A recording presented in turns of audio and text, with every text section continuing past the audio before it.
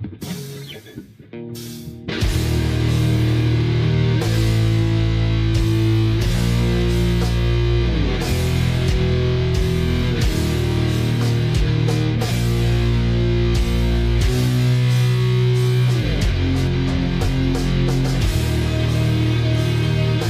up, dads? Your boy Big Dave back with another episode of Culture Dads, Age of Sword and Cassette, which is Mr. Mike. What's up, bub? Yo, I'm just chilling here, bro. It's hot as fuck right now where I am. I've just been trying not to sweat my balls off this week, watching a little bit of classic TV from the 90s and 2000s. This is pretty awesome. It's been a trip for me. Oh yeah. So we were kind of bouncing around a few different topics for this week. And I don't know when or whatever, but one day I was like, yo, let's switch topics. Let's do Sopranos. Mike's never seen The Sopranos. And The Sopranos, I know a lot Mike's of you guys. I've never seen anything, bro. Yeah. It seems to be a refrain every episode, but yeah. It's all good. It's working out because we get to introduce you to these things. I wish I could see Sopranos for the first time. That's got to be great. So, it's worked out for us. But The Sopranos, I know a lot of you guys listening. Sopranos is like, yeah, I know. At least if there's a few culture dads I know specifically that are big fans of The Sopranos, as am I, as am many, many people, especially folks our age that grew up in this time. The Sopranos is widely heralded, and I would suggest as well, might be the most well-written TV series, at least, of all time. It's at least in the top 5. It's at least in the top 5 of television series, and it's just it's like a, I don't even know how to say it. It's a freaking monolith. It really truly is, and went on to be the blueprint for so much other pop culture and influence so much from how they produce film and TV to things like fashion and people getting into different. It was such an influential culture bomb of the time. It was really interesting because it happened it was at the turn of the century, right? The end of the 90s is when it comes out, and it had so many great aspects and elements. But before we start talking about The Sopranos itself, I want to hear what Mike. How far in did you get? I know it's 6 seasons. How far did you get? Oh gosh, yeah. So I mean, I've just got so little time to devote to anything. Mm-hmm. I got 7 episodes in. That's good. That's as far as I got. Then that's like 6 hours or something like that. So yeah, and I loved it, actually. It's awesome. And I knew it was going to be because it's been on my to-watch list for a super long time. I was actually, because I live in Australia, and Australia it's just so ridiculous when it comes to, I don't know what it is, but it's like copyright law or licensing or something like that. Like, it's very typical that like stuff is geo-blocked in Australia. Like, I'll go onto YouTube very often, and it's like, I don't know, just a music video that's got billions of views is just like not available here for some stupid reason. That happens fairly often. And when you go on Netflix, the selection of movies that are available on Netflix are not the same here as they are in the US and elsewhere. So that's just a thing that you have to kind of deal with. So basically, The Sopranos is effectively, I mean, it's not that it isn't available to me, it's that I have to buy a whole streaming service just to watch that, and that's the only thing on there that I would care about. So, and yeah, I mean, it's kind of annoying. So that I haven't actually seen it, and I just haven't bothered.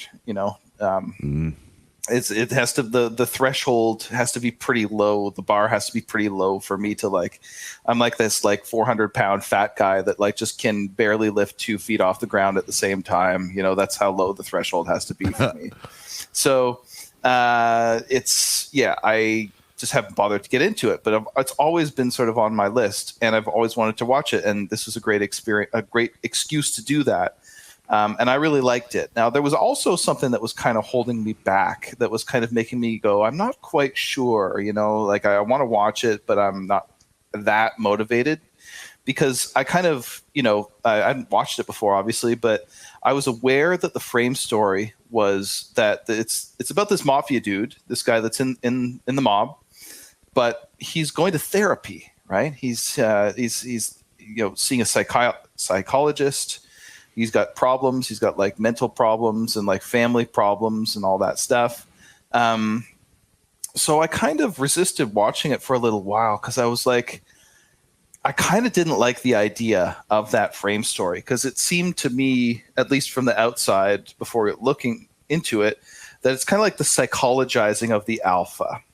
It's actually something that I kind of briefly touched on in like the last episode that we did in postmodernism, that when you psychologize something, when you kind of like say, oh, well, this is what has caused it to be what it is, it kind of like takes away some of the mystery of it. Like if you were to take Don Corleone, put him into a psychologist's office and like talk about his like, sexual hang-ups and stuff like that, it would kind of like detract from that character a little bit.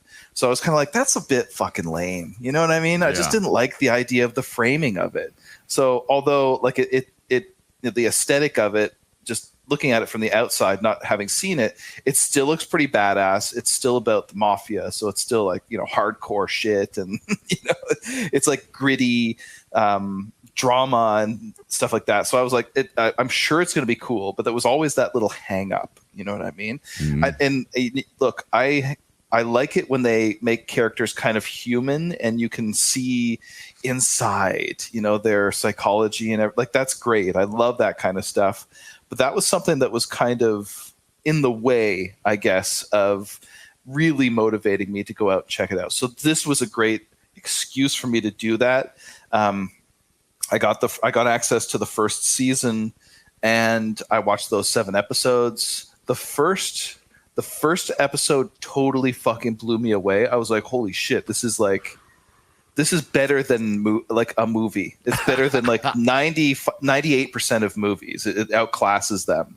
And then of course with the serial drama aspect, it like, because they're stretching it out over a season and then on to 7 seasons or something, like however many. 6 seasons, I believe. Yeah. 6 seasons. Okay. So the first episode is really, really like fast paced. It moves through a lot of stuff. It introduces the characters. It's really exciting. And then it kind of slows down and it kind of takes time to unfold things. This is not a complaint. It's just that, it gets into the groove of being a TV series. It's not a movie, right? So it's kind of like has time to sort of unpack the characters and everything. The first episode blew me away. I was like, this is gonna be fucking awesome. And then the rest of it was like, it's sort of taking its time to do deep dives into the characters and everything, which was great. What I saw so far has been awesome. I'm definitely gonna like watch at least the rest of the first season. And probably over a period of years, I'll probably get through the whole thing if it remains consistently high quality throughout. So that's my overall take, I guess. It does. In my opinion, it is. It's like the first 2 seasons are really, really good, and when you get to like season 3, it goes nuts, and then it's nuts until the last season, which it kind of goes down a little bit. It like. Because it's like there's a lot. I'm sure you've noticed in The Sopranos, there's a ton of characters and a ton of narratives and a ton of storylines. And there's like, it's a really, truly exciting show. The guy that made it, his name's David Chase. Before The Sopranos, he was just kind of like a basic bitch TV writer. He didn't really write too much. He wrote he did like a thing for was it Wes Craven? No, Alfred Hitchcock, like an Alfred Hitchcock Presents, I guess, kind of show, like an old time horror show. He did like a lawyer show. He did one like a 70s action kind of show. Like only a few episodes here and there. He was never really like a big dog in anything. The Sopranos was just kind of like a one-off. It was the only one he was ever actually like the guy on it. You know what I mean? So he does this thing, right? He does The Sopranos. And the way that he does it, which really makes it fun and very different from a lot of TV series before. And what a lot of TV series afterwards tried to really mimic. I'm sure folks out there have seen Breaking Bad. Breaking Bad literally just takes the Sopranos template and puts different characters into it. And what I'm talking about here is one thing the Sopranos does, and guys notice, and this is why it's so easy to binge watch this show, is they don't waste any time. There's no time wasted on the episodes. There's no slow camera pan filler scenes. There's no like stare offs. There's no any scenes are like they might be 3 minutes a piece, right? Bam, bam, bam, bam, bam, bam. Character. And he just so brilliantly weaves these storylines going on. Like there'll be like just a scene that is 45 seconds and it just drops something really important into the story. And then like later in another episode, it comes up in a conversation. You're like, okay, I remember. It's just Easter eggs and like all of the, I don't even know what the callbacks and all this kind of stuff. And throughout the season, it keeps it fresh. Like new characters just emerge. And the way that they introduce them, this guy got out of jail. So when people come out of jail, there's, here's another storyline to throw into the mix until that's over. And it's really, really great. It's such a well-written, and they do a lot of storytelling just with camera work. I've noticed this time watching, since I've watched Sopranos last time, I've done a little bit of research into filmmaking because we're getting into filmmaking and stuff. And I've been doing some research, and they do so much cool stuff. There's one scene where it shows kind of like, I can't remember exactly what was going on with it. I should have wrote it down, but there's like a thing. It's just like for a minute, like after a conversation, they turn and then it shows this trunk open and it kind of like the camera goes into the trunk. And then later on, it's like somebody ends up in a trunk. It's like a premonition or something. It's like the whole thing where if you see a gun in the beginning of the movie, then in the third act, somebody's going to get shot kind of thing. It's like a lot of that. And there's so many love letters to old school, like film noir and pulp and old gangster stories, stuff like that. There's like a lot in there with like flashbacks and dreams and nightmares and like dark alleyways, and there's scenes that are love letters to The Godfather and all kinds of, probably love letters to old-timey gangster movies I've never seen.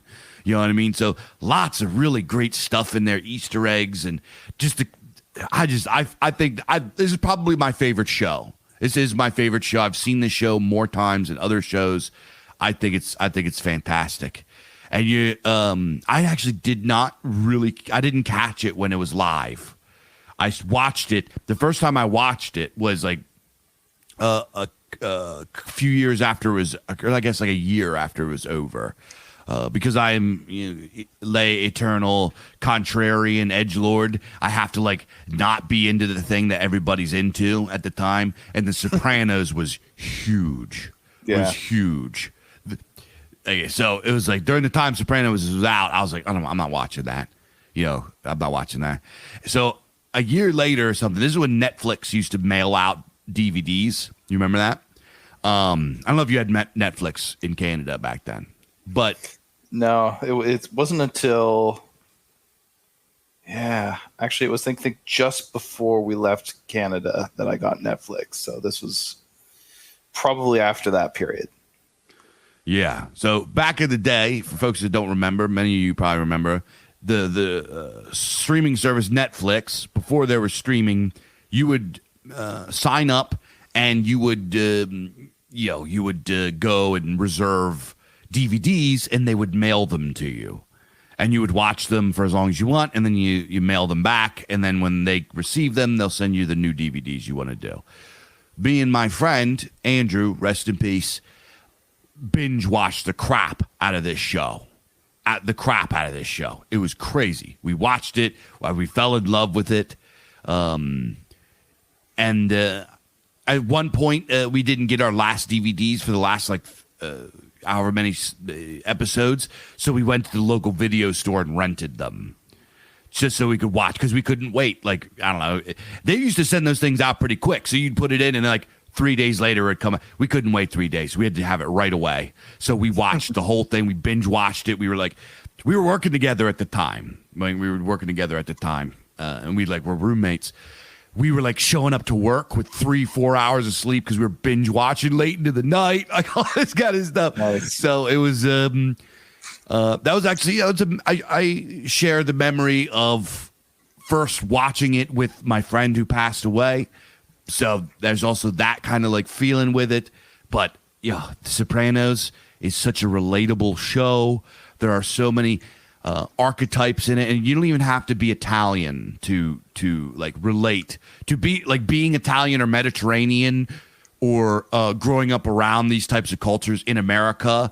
You're gonna be like, yeah, there's like definitely a lot of cultural reference in there, but you don't even have to be that to like relate with the characters and relate with the archetypes, because a lot of these characters they're characters in and of themselves, but they're also archetypes.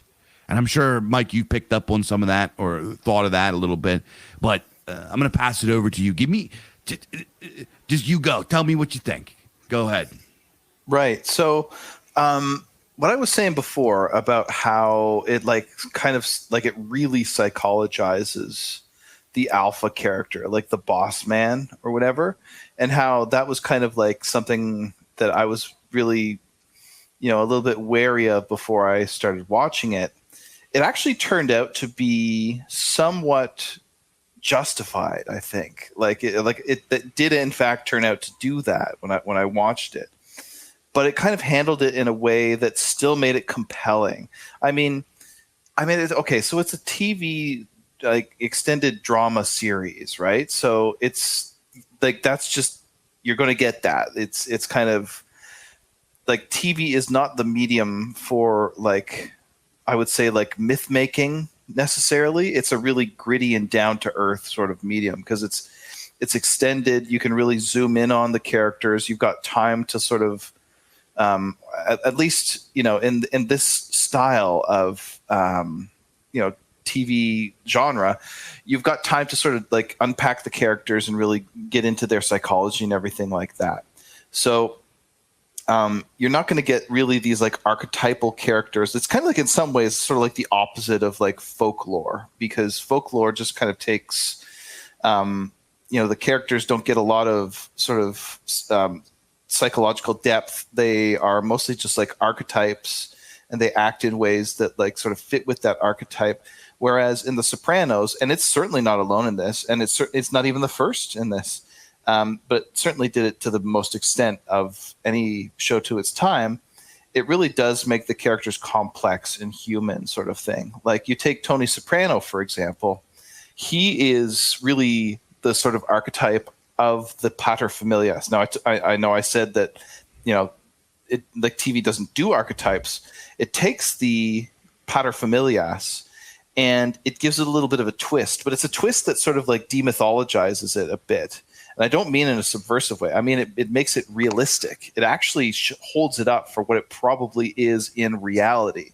So like we have this idea that like the family father or the paterfamilias was kind of like, especially, among Roman people, and, I'm going to do a lot of comparison between the Sopranos and Roman society, and ancient Italic society.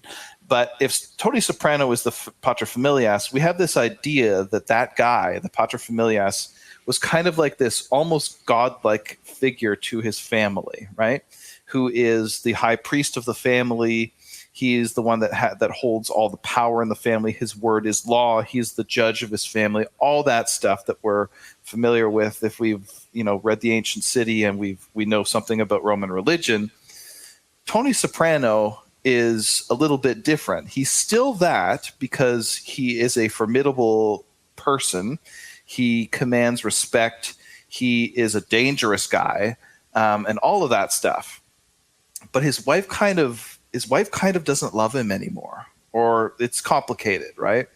He's definitely not respected by his mother. He's got heart problems. He's stressed. He's got these he has these weird sexual dreams. You know, he cries when these ducks fly away from that have like sort of roosted in his pool and stuff. He's a vulnerable character too, right? He's got mo money, mo problems. Yeah. I didn't see this because I only watched the first several episodes, but as I understand it, as the series continues, one of the main character arcs, or the main sort of story narrative arcs, is that his son ends up being kind of useless. Like, he's not really going to be an heir to the family. He's not going to be the one that Tony can sort of like pass the sacred fire down to him. Correct me if I'm wrong on that, Dave, but I think that's kind of what happens. And as I understand it, the story is kind of like working through his realization that his daughter is actually much more shrewd and better suited to that sort of thing. But, you know, this is, as it would have been for an archaic Roman, is nephas. That is, it's he can't do that. He can't pass that torch on to her because she's a girl. Anyway, I didn't actually watch that because I think that's sort of like a longer term thing for the series. But if that is so, then that really rings true. Actually, like, you know, think of an old Roman paterfamilias. That would be something that he might have to deal with, right? If his son, who is the heir to the religion of the domestic religion of ancestor worship, if the son's just kind of a bit of an oaf or like whatever, that's still your heir. It's like he's the one that's going to be responsible for your eternal salvation, for perpetuating the worship. Like there are ultimate stakes to that. So this is a big deal for a Roman paterfamilias. If your son's just a bit of a numpty, then that's, yeah. I mean, these are the kind of stresses that character, that person would have had to deal with, right? And I'm sure that it was also the case for the ancient Roman that the family mother loomed large over him. That was sort of an overbearing presence, even though he, strictly speaking, legally, like held legal power over her and could in fact judge her, and you know, in all sorts of ways, that still she would have held a kind of power over him. So I actually saw quite a bit of what I understand to be the same stresses and issues and things like that the old Roman paterfamilias would have had to deal with in Tony Soprano, but it's kind of like zoomed in and in high resolution. He's a human character. It fleshes out a bunch of the issues that like a real human family father, traditional family father would have been dealing with. His wife doesn't feel the way about him that she once did. He's got all these other family issues. He's got issues with his own father that has passed or whatever, you know, feeling like he's unable to live up to the guy. Like there's a line in the show where he says, you know, now that my father's dead, he was a saint. When he was alive, nothing. You know what I mean? So it's kind of like, you know, I could see that. I could see that being the case in, you know, the ancient world as well. So these are perennial, forever kind of themes that are cropping up in this show. I think that's really cool. You know, his dad ran his own crew, but apparently the mother sort of like wore the father down to a little nub. Like he says, he was a little squeaky gerbil when he died. It's like, you know, I bet that happened to more than a couple of Roman paterfamilias, or, you know, I bet that happened in reality. So on the one hand, it's a very demythologizing kind of thing, but it's also very real and very gritty. And that in itself has its own virtues. That's kind of cool to see how that would actually work. Yeah. And the Roman connection, Sopranos is very self-aware of this, actually, throughout the entire show. I mean, it's not a whole lot, but it's not uncommon for them to make a reference to something in Rome, like directly. There's a scene, and sometimes it's just thrown in there. It's just thrown in there. For example, there's one, I believe it's in season 2. Tony goes to Italy and makes a deal with some La Cosa Nostra that are in the old country, and they meet up, and turns out that the family over there is ran by a woman because the boss is in jail and never coming out, and she uses her father as like he's the boss, but he can't because he's completely senile. And it turns out that behind the scenes, the daughter/wife is actually running things. So he does, and she's very beautiful. So Tony goes over there, being Tony. He's like, has these feelings towards her. He's like trying to bang her, right? He like wants to bang her. Yeah.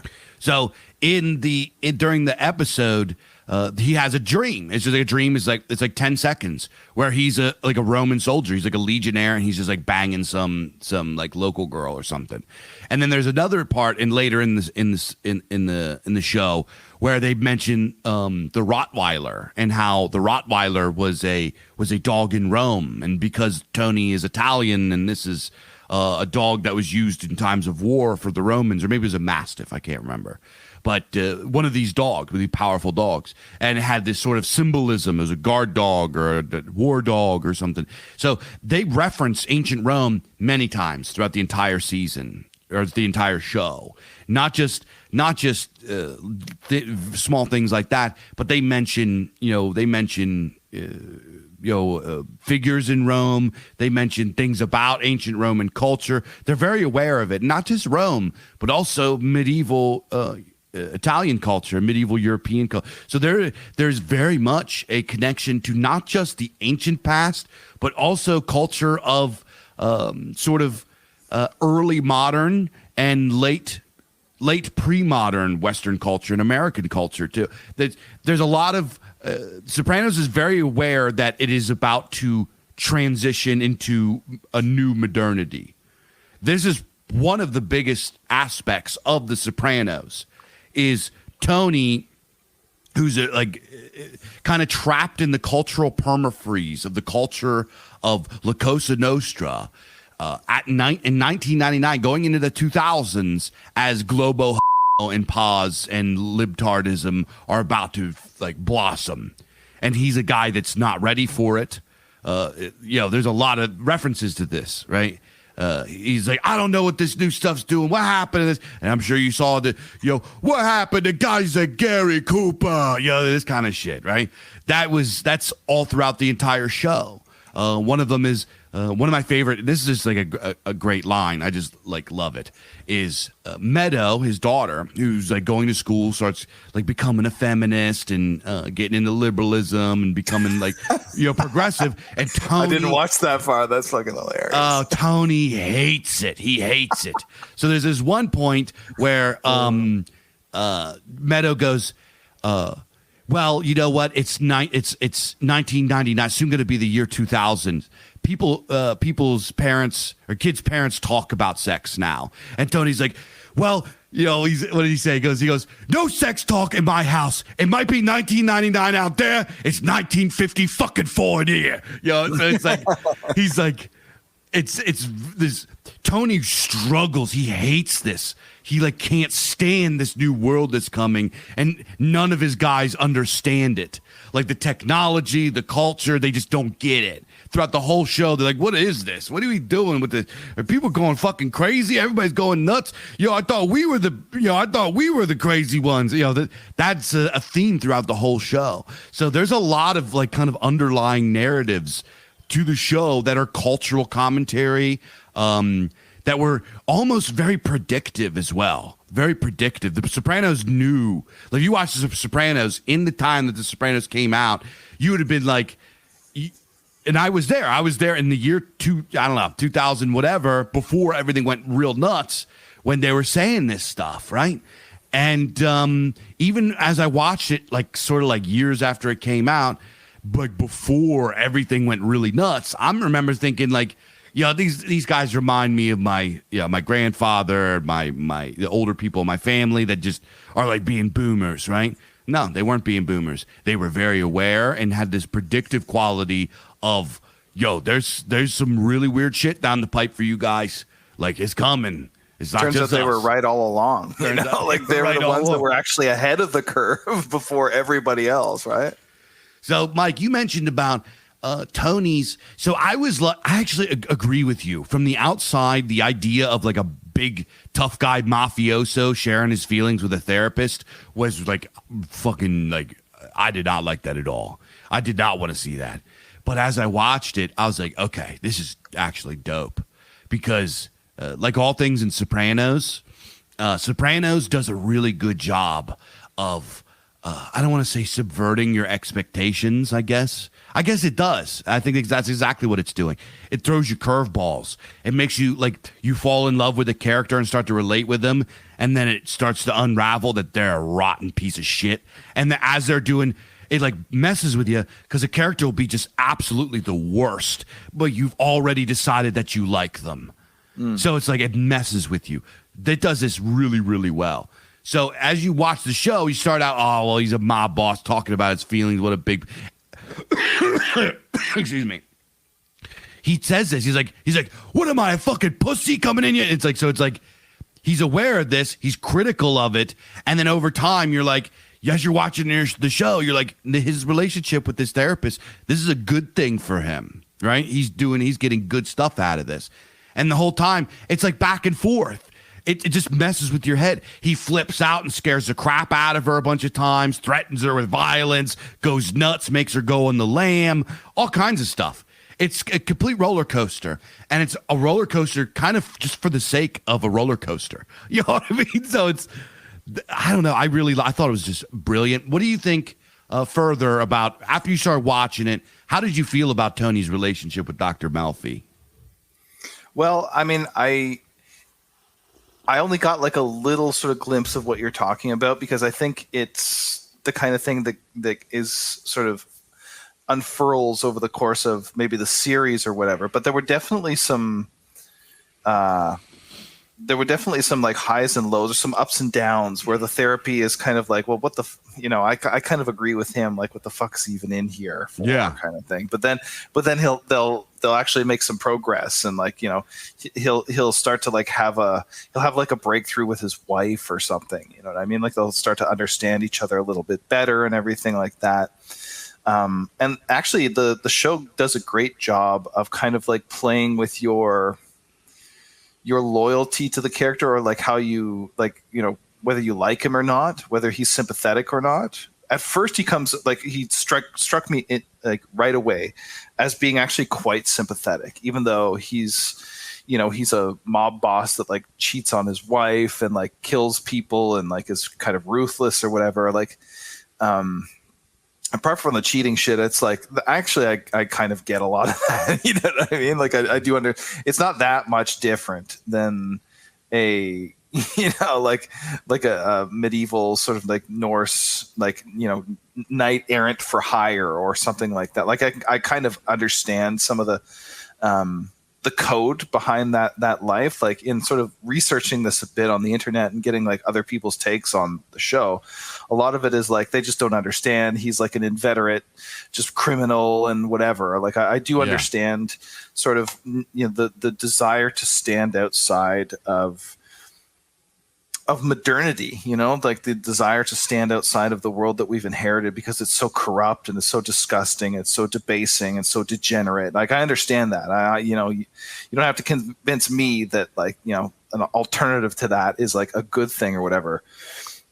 At first, Tony seems to like, he seems to like provide that alternative that like makes mafia life attractive. I think like that is to say, he recognizes like like you said, he says, whatever happened to Gary Cooper, the strong, silent type, right? Like there's too much touchy feely bullshit, too much in touch with our feelings, like gay stuff or whatever. I get that. I absolutely get that. And then he goes on to talk about, I think it was with his therapist, he goes on to talk about the decline of the values that sort of underlie that life of La Cosa Nostra, right? He'll say, there's a guy, he'll say like, a guy who gets pinched used to observe the omerta, right? The code of silence. But nowadays he'll just rat, he'll just turn government witness. It's the values that sort of like underpin this whole life that are decaying, and he feels like he got in on it after all the glory days, after everything has kind of declined or whatever. Yeah. And that rings very true. And, you know, was watching a few videos of like real life mafiosos who like have escaped that life or have gotten out of it and have told their story or whatever. There's this guy by the name of John Panisi who was wrapped up with the Lucchese crime family, one of the big 5 families in New York, who said that honor and loyalty and respect and all these like traditional values that like made the Sicilian mafia hold together, that gave it its sort of self-integrity. All of these virtues and values have been replaced by just greed, straight up selfishness. You know what I mean? Mm. And I think part of the reason for that is that it seems to, and I think that this is actually kind of alluded to in The Sopranos. It's because the ethnic aspect of it seems to have kind of attenuated over time, you know. It's and even if it hasn't, it's the ethnic identity of being Sicilian or Italian is different now than it was 100 years ago, right? Like it's like being an Italian is no longer a threatened identity. It's no longer, you're not embattled, you know what I mean? You're not standing apart from a waspish America that fucking hates you and thinks that you're, you know, on a par with like a cockroach or something. Yeah. You know what I mean? It's no longer about that. It's not about standing together and the ethnic sort of integrity of just like being part of a clan. And it's like everybody has each other's backs, and, you know, there are rules that are respected between families, and there are rules that are respected within families, of course. Now it's just about money. You know what I mean? I mean, it was always about money. We shouldn't like, you know, sugarcoat the past and like view it through these rose-tinted glasses. But now that's all it's about. And Tony seems to recognize that. And I thought that was really, like, that really made me sympathetic to his character, because, I mean, what he's really describing is something that kind of maps pretty neatly onto all of our experience. Everybody that's in our sphere, everybody that's like, you know, that's folkish or that like, you know, believes kind of the stuff that we believe, they all see that too. You know, it's not just a problem within the mafia or, you know, within organized crime or whatever. It's a problem that's affected a like wider society. There's no kind of hearth to gather around. There's no centripetal force that's kind of pushing people together and keeping that, like, we're all just sort of atomized individuals. I mean, we all know the story, right? This is something that rings true for me, and it rings true for a lot of our guys. And so Tony comes across immediately as a very sympathetic character. I'm like, okay, this is a guy I could sit down and talk to. I think him and I would understand each other, sort of thing. But then like things move on, and he's like, I really didn't like the way that he fucking treats his wife. You know what I mean? Like, I thought that was pretty scummy. And so it's like, what I'm saying is that the show plays with your sympathies. It's like at first you really like the guy, and then you fucking hate him, and then he does something cool, and he's like he strangles some dude, and you're like, oh, I like him. You know what I mean? Some asshole who deserves it or whatever, or you like, you know, revenges somebody or whatever, you know, like. So it was really cool the way that it played with that, and I thought that was a very effective piece of storytelling to just keep you watching. You know what I mean? It's like from episode to episode, you just kept wanting to watch it, and it didn't have to leave you on this like stupid cliffhanger thing where you're just like, oh, well, now I guess I gotta watch or whatever. No, you just wanted to watch it because there was some cool shit that happened all throughout the episode, kind of thing, you know? Yeah, absolutely. You mentioned about, they actually say that in the show. It's like, I think Dr. Melfi says, well, I think she goes, it's pretty known that most Americans feel this, that they've kind of come in after the golden days, right? So you're right. That is a very important part of the entirety of the show. As I mentioned before, it's like happening at the turn into the 2000s, and it's very, very self-aware of this. And you're right with like Tony Soprano is a psychopath. The man is a psychopath in the story, in the show. Later in the show, it comes out and says this, that he's a psychopath. And this is the reason his therapist actually breaks it off with him, because people that are actually clinically psychopaths don't learn anything from therapy. They just learn how to be better psychopaths. Like, so you can't even really give them therapy. So it's like Tony, because he is so good at this. And when you start to realize this, you start to look back at Tony's behavior and you're like, oh crap, how much of he doesn't understand love and certain things the way that we understand them, right? He's like almost an Ubermensch sort of thing because of this. He doesn't have, he has a kind of a different morality than we do, not just because of La Cosa Nostra, but also him personally. He understands his interactions with people are different than ours. When he says, I love that person, his understanding of love is different than what ours is. So it gets pretty crazy because, you go through and you're like, he comes off as this loving father, and he is a loving father. He's actually a pretty good father.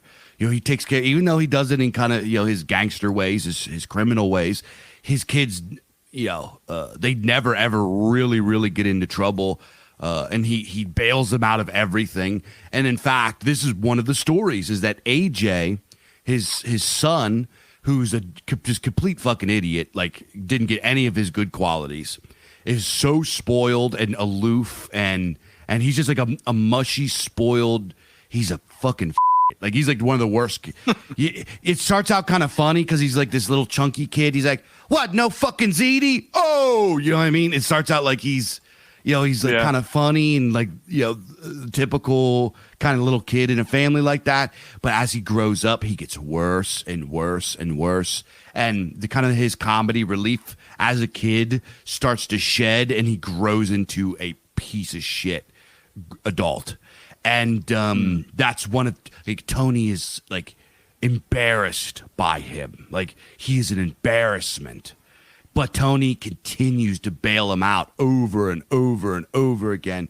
And he also sees himself. He sort of hates AJ. He like sort of hates his own son.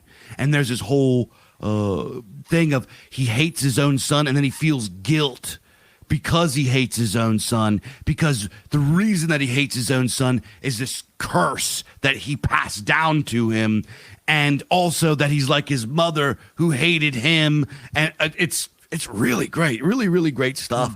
But throughout the show, you forget that Tony is like that Tony is a psychopath. You're like, okay, no, he's a good guy. He's got a good heart and all this stuff. And then he does something really dark, especially in the final seasons. He'll do things that are really dark. And you're like, oh, wow. I forgot how, like, that this guy is dangerous. But one of the things that endears you to Tony immediately, and we talked about this with the WWF episode, the wrestler Stone Cold Steve Austin. Americans loved him. He was my favorite wrestler. And the reason for this, the reason Americans loved him so much is because he took it to the man, right? He took it to his boss. He was a middle finger to the corporations. He was a middle finger to Vince McMahon. He was like the little guy's middle finger to the people that he don't like. Tony is this, and this happens just kind of like as a side thing. Tony, because he's not like, he comes from the streets, but he's very, very rich, and he says this, I'm much richer than my father ever was. Like, I'm probably the most successful guy in this thing. He lives in a mansion. He lives next to these very, very wealthy doctors or whatever, the Cusimanos, who he kind of resents. Like, he deals with them and stuff like that, but he resents them. He calls them Marigans, right? Marigan is actually a slur that Italian Americans used to use. Marigan means Merigano, like you're an American. You're not a real Italian. You're a fucking American, right? And these guys are Marigans, and I think he calls them Wonder Bread wops, like sellout wops. And I could say that word. So any you fucking guineas out there that are feeling some kind of way, fungal. But he goes, he says this. But in his interactions with these kinds of people, not just them, but like the WASPs, the police, the fucking this and that, the feds or whatever, especially in the upper crust of society, the people that wear their sweaters around their shoulders and talk like this and blah, blah, blah, and all this. They're scared of Tony. They're scared of him. He's just trying to be nice. He's like, hey, how you doing? Blah, blah, blah. And they're like, hey, Tony, how you doing? And they do what the fuck he says. He doesn't even have to lean on him. They just do what the fuck he says because they're scared of him. And as like regular people watching that are like, fuck yeah. You know what I mean? So he's got that in him. And that's another thing that endears you to Tony as a character is he is like your, I guess like he is also kind of in a weird way justice. You know what I mean? So he is, like you mentioned, the paterfamilias. The paterfamilias gives justice to his people. So as you're watching, you sort of feel like you're one of Tony's people because he is the most followed character. He's the boss, or he becomes the boss. He's not the boss at first, but he's sort of destined. The heirs of he is destined to be boss are like there right away, right? His boss, Jackie Aprile, passes away from cancer, creates a power vacuum between him and his Uncle Junior, and they have this beef. But really, from the get-go, Tony was the boss. He was in that trajectory, and he didn't even want it. But it was against his will. That mantle falls onto his shoulders. He doesn't have that choice. So we feel like we get so endeared to him because of this. A lot of people are probably like, I didn't really want to be the frickin' manager at my job, but it was more money. What am I going to do? Say no. And now I got to deal with these fucking corporate breaks my balls. And like, you feel that as a regular person. So when you look at Tony, you're like, he's going through that same kind of thing I did. He gets thrust in this thing he didn't really want. And it's a lot of, but what are you going to do? You can't say no. You got to do it. Who else is going to do it? You got to do it. If somebody else is going to make that money. And plus, fucking, you got to do it. So now you're in that. But Tony, when he gets into it, people do what the fuck he says or else. And he doesn't even have to fucking do nothing. They just know that if they mess with him or they piss him off, something bad can happen. And you're like, fuck yeah. He's the guy. You know what I mean? He's justice in kind of a underdog kind of way, right? He's kind of like a power fantasy for the everyman, sort of like RoboCop is, sort of like Stone Cold Steve Austin is. Exactly. Sort of like it's all of these things all taken together, like the archetype of the really the intermediary, really. And when I say that, I mean, guys may not grasp that term. It's kind of a technical term. Comes out of like juvenile, actually. So, you think of like the government or like official power is like, that's the real power in society. But there are other powers too. There are people who hold unofficial power. They don't have a badge. They don't have an office, a title of office or something like that. But they still hold power, right? Like these are people who are social authorities. Really, they're the kind of people who people do what they say just because they're the ones who said it. Like Trump would be a good example of this. Even though he's a little bit like goofy and oafish and whatever, he still has this. What the Romans would have called auctoritas, authority, right? When he says something, people listen, like he's just that guy. And Tony is kind of that guy as well within the context of his world. And so people really, I mean, he doesn't have to have all the manners of the, waspish upper class, or he doesn't have to have the official title of, being CEO of this particular company or whatever, but he still holds power, and he holds like a power that resonates with an everyman. So I can see that. I can see why he would have been a very popular character amongst, just like normal Americans, just normal people. You know what I mean?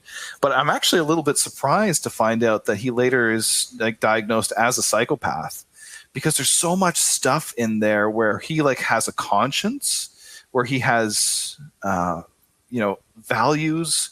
He believes that, that the world is going downhill morally and things like that. Like that is a little bit strange for a psychopath. And I mean, okay, he's a TV character, so it's like, you know, it's possible that these things may not be necessarily totally what's the word, like totally coherent or whatever. But then again, like, we're all sort of, every person is sort of a pile of contradictions. But, you know, I definitely understand the you know, a lot of what he says and a lot of the reasons for his motivations and a lot of the sort of like moral reasoning that he gives for his actions really actually rings quite true. And this is what makes him so sympathetic. Like, he's not like a Patrick Bateman character or something like that, where you're just kind of like watching a train wreck happen. You're just like watching a force of nature do its thing and try to conceal itself until it can like discharge its power at like to the utmost. Like that's not quite what's going on with Tony Soprano. Like, you know, he thinks about like from time to time, he'll talk about like, what would it have been like just to be a normal guy? You know, what would it have been like just to be, you know, a salesman, like selling furniture or some shit like that, you know, kind of thing. He recognizes that his patrimony is actually a burden, that like what he has taken upon himself is above and beyond the call of duty, but it's also sort of, it is his duty. He's and like Dave said, he's just been thrust into this. And, you know, he's just like, you know, what was he going to do? Was he going to resist what fate had served up for him? Like, how are you going to do that? And I think Dave can understand what that feels like, actually, with like, you know, with our publishing activities and things like that. Like, it's weird. Sometimes I get this feeling like, you know, I just sort of like, it's almost like a step out of my own skin for 5 seconds and then I'm back into it. But for those 5 seconds, I kind of like look at myself from the outside, look at my life and look at like what I'm doing with like the publishing company and everything like that.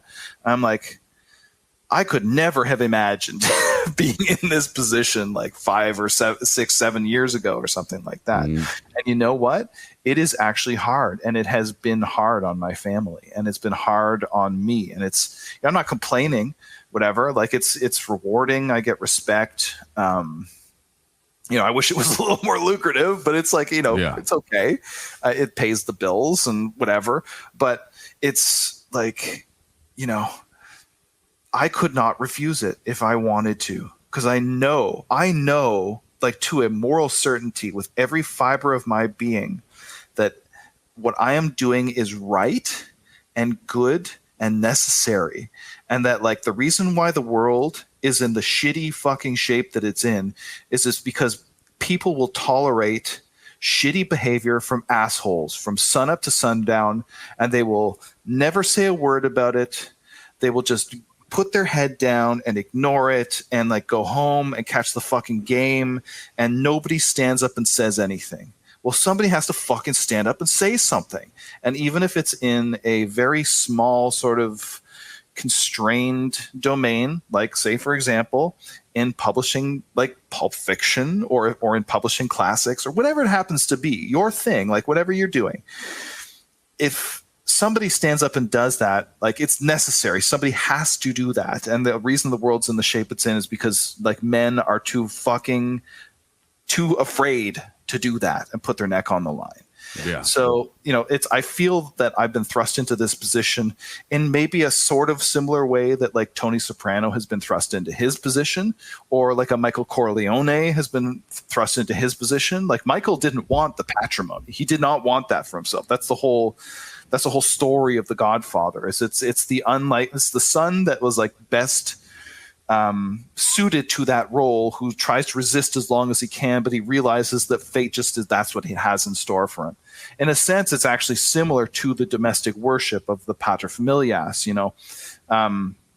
This is a duty that is actually a serious burden. Like, you know, for guys who understand something about the domestic worship, like it seems like, to like, you know, be the head of the ancestor cult and to venerate the, you know, line of fathers going all the way back, and you're going to join them at some stage after you die, and then you pass it on to your son, you'll be the object of worship and whatever. I mean, that sounds like a pretty fucking good deal, doesn't it?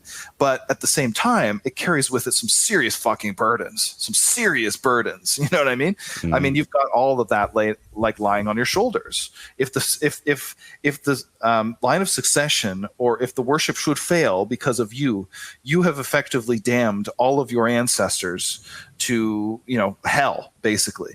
So there's some pressure there. I can understand like why that would be a bit of a burden.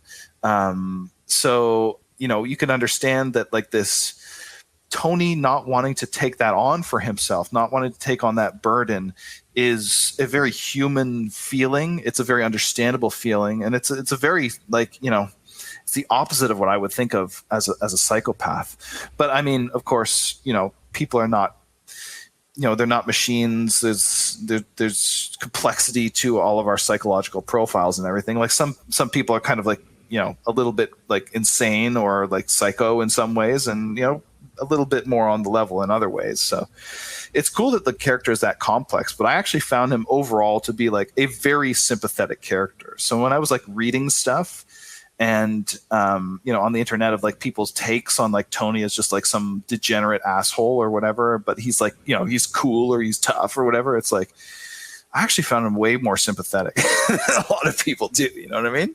Mm-hmm. Absolutely. So here's the thing with Tony as a psychopath. So Dr. Melfi, diagnoses him later. Well, she doesn't diagnose him. I can't remember exactly, but there's a scene, she like sees it in a book and sees the description, and she like freaks out and realizes like what she thinks he is. So there's two explanations for this, is that he is actually fully a psychopath, and the moral and everything, like everything that we see from him that would kind of disprove this is actually him just being a really, really good psychopath and being really, really good at emulating behavior and stuff like that. Because so after I thought of this, I actually went and watched some interviews with real diagnosed psychopaths, and some of them are, they're pretty weird and uncanny to watch because they don't have normal eye movements. They seem really cold and weird, and the way that they describe things is very detached. And you could just tell there's something off about them. It's just like, this guy doesn't really. But then there's other ones who like put on a performance, and you're like, this person. If you didn't know, if this wasn't on the title of the video, you would think this person is fucking charming and funny and all this kind of stuff. Meanwhile, they're looking at you as you're just an object. You're an object that could further their goals, further their desires. What can they get out of you? How can they manipulate you? They don't actually care about you. They only really care about you insofar as how you affect them, right? So it's very possible Tony is just a very, very cunning, good psychopath. But it's also kind of like he's a duality of a character because he lives two lives, right? And he has to, just like many soldiers do, like guys that go over and fight in wars, have to compartmentalize two different parts of themselves, right? And the part of himself that is the gangster is a psychopath. But the other part of him is a normal guy, or at least tries to be a normal guy. You see this in soldiers, guys that have really, really been to war. I had a friend that he's a little older than me, but he went overseas and he really fought over there. He was special forces. We're talking, this guy was the Terminator over there. And this is how he described it. When he came back home, he had some trouble and everything, but for the most part, he didn't really, have too much trouble with getting back in.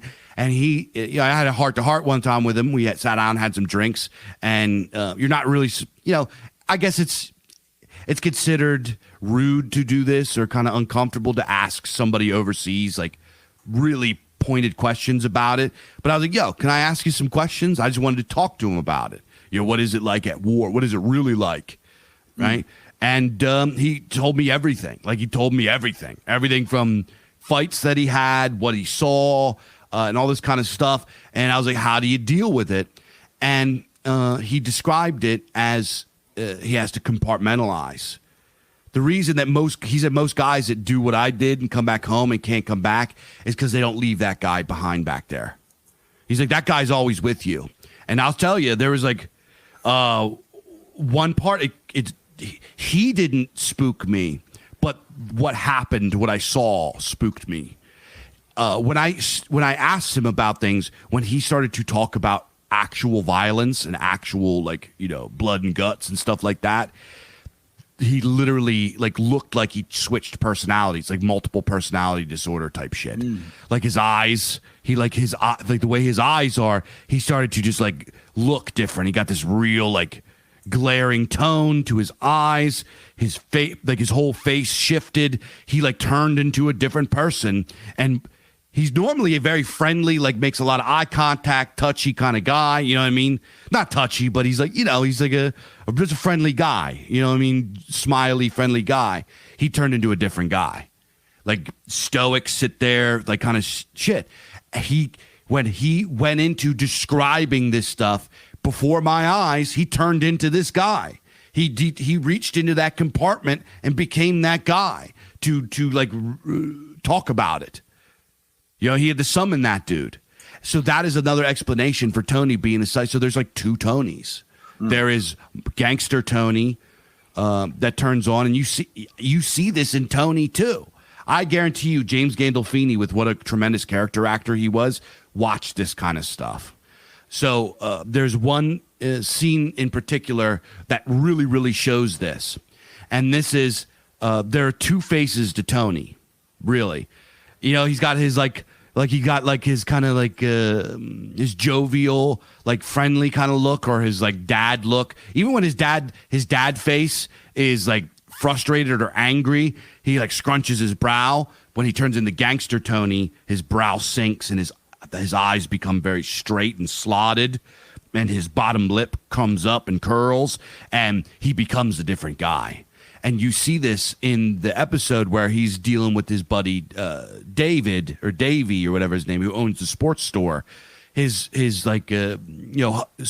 old time school friend David is a degenerate gambler, and he likes David. David's his buddy. He went to school. He played football with his friend Artie, and they're close childhood friends. David shows up, and David's like, "Hey man, can I get into this? Can I get into this card game?" And blah blah. He's like, "Dude, this card game's not for you. Come on, man, you can't get into this." He's like, "Come on, Tone. I'll never be able. Frank Sinatra Jr.'s in there. I gotta play with Frank Jr. and all this kind of. Come on, man, let me sit in just once." Blah blah blah. And he's like, "All right, fucking give this guy 5 G's. Give him 5 boxes of ZD and lets him sit in." Well, the guy goes in deep for $45,000, 45 G's. He goes in. And there's a moment later on, Tony falls asleep and wakes up. The game goes on all night long. And David's in the bathroom, cleansing his face. And you see Tony, he shifts from, I'm David's friend. I'm his childhood friend. To now I'm Tony Soprano, and you're going to fucking pay me my money, cocksucker. And when he changes into that psychopathic, when he becomes the gangster, his face changes and you see it in the mirror. And I thought that was a really brilliant thing. So that's something that can explain why Tony can be a psychopath, but also can be this, because this is something that's real. And this is legit. There's this stuff that soldiers do and gangsters do and all this kind of shit that you go and you fucking murder people and you beat people up, shoot them in the kneecaps and fuck you, pay me kind of stuff, and then go home and love your kids and hug your family and all this. That those are two guys. That is literally not that far from split personalities. People split personalities in their psychology, and this happens a lot with we get into conspiracies with MK Ultra and shit like that. That's literally what they do.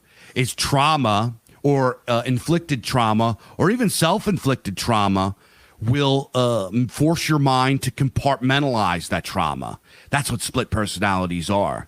Your mind creates another you into the side that takes all that crap. That is the whipping boy. That is the guy that does the rotten shit. And then forces you to also have the other you, the compassionate, sympathetic, normal you. So, and obviously the normal you is they're not completely different creatures. They don't exist in two different rooms. They're both in your mind. So the normal you gets some bad shit, And then the psycho you is like also has some empathy sometimes. So it's kind of complicated, but this is something that people do, and this is something I think people probably have always done. In order, you can't be a stone cold murderer. You can't like chop people up and stack corpses and do all kinds of grim shit and then go home and like hug a baby and like protect the baby. You know what I mean? You can't go home and then be gentle with your wife. Or be like, you can't be a tender, loving father and then also that. So I think this is something that the human mind has developed as a survival strategy or whatever in order to do this, to create this duality. So that would explain Tony's supposed psychopath behavior, in my opinion. And you know what's interesting about this is that both sides of him are actually quite compelling.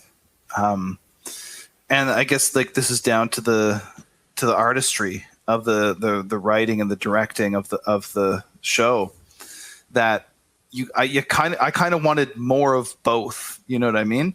And I'm given to understand that as the series kind of like winds on, you get a lot more of Psycho Tony.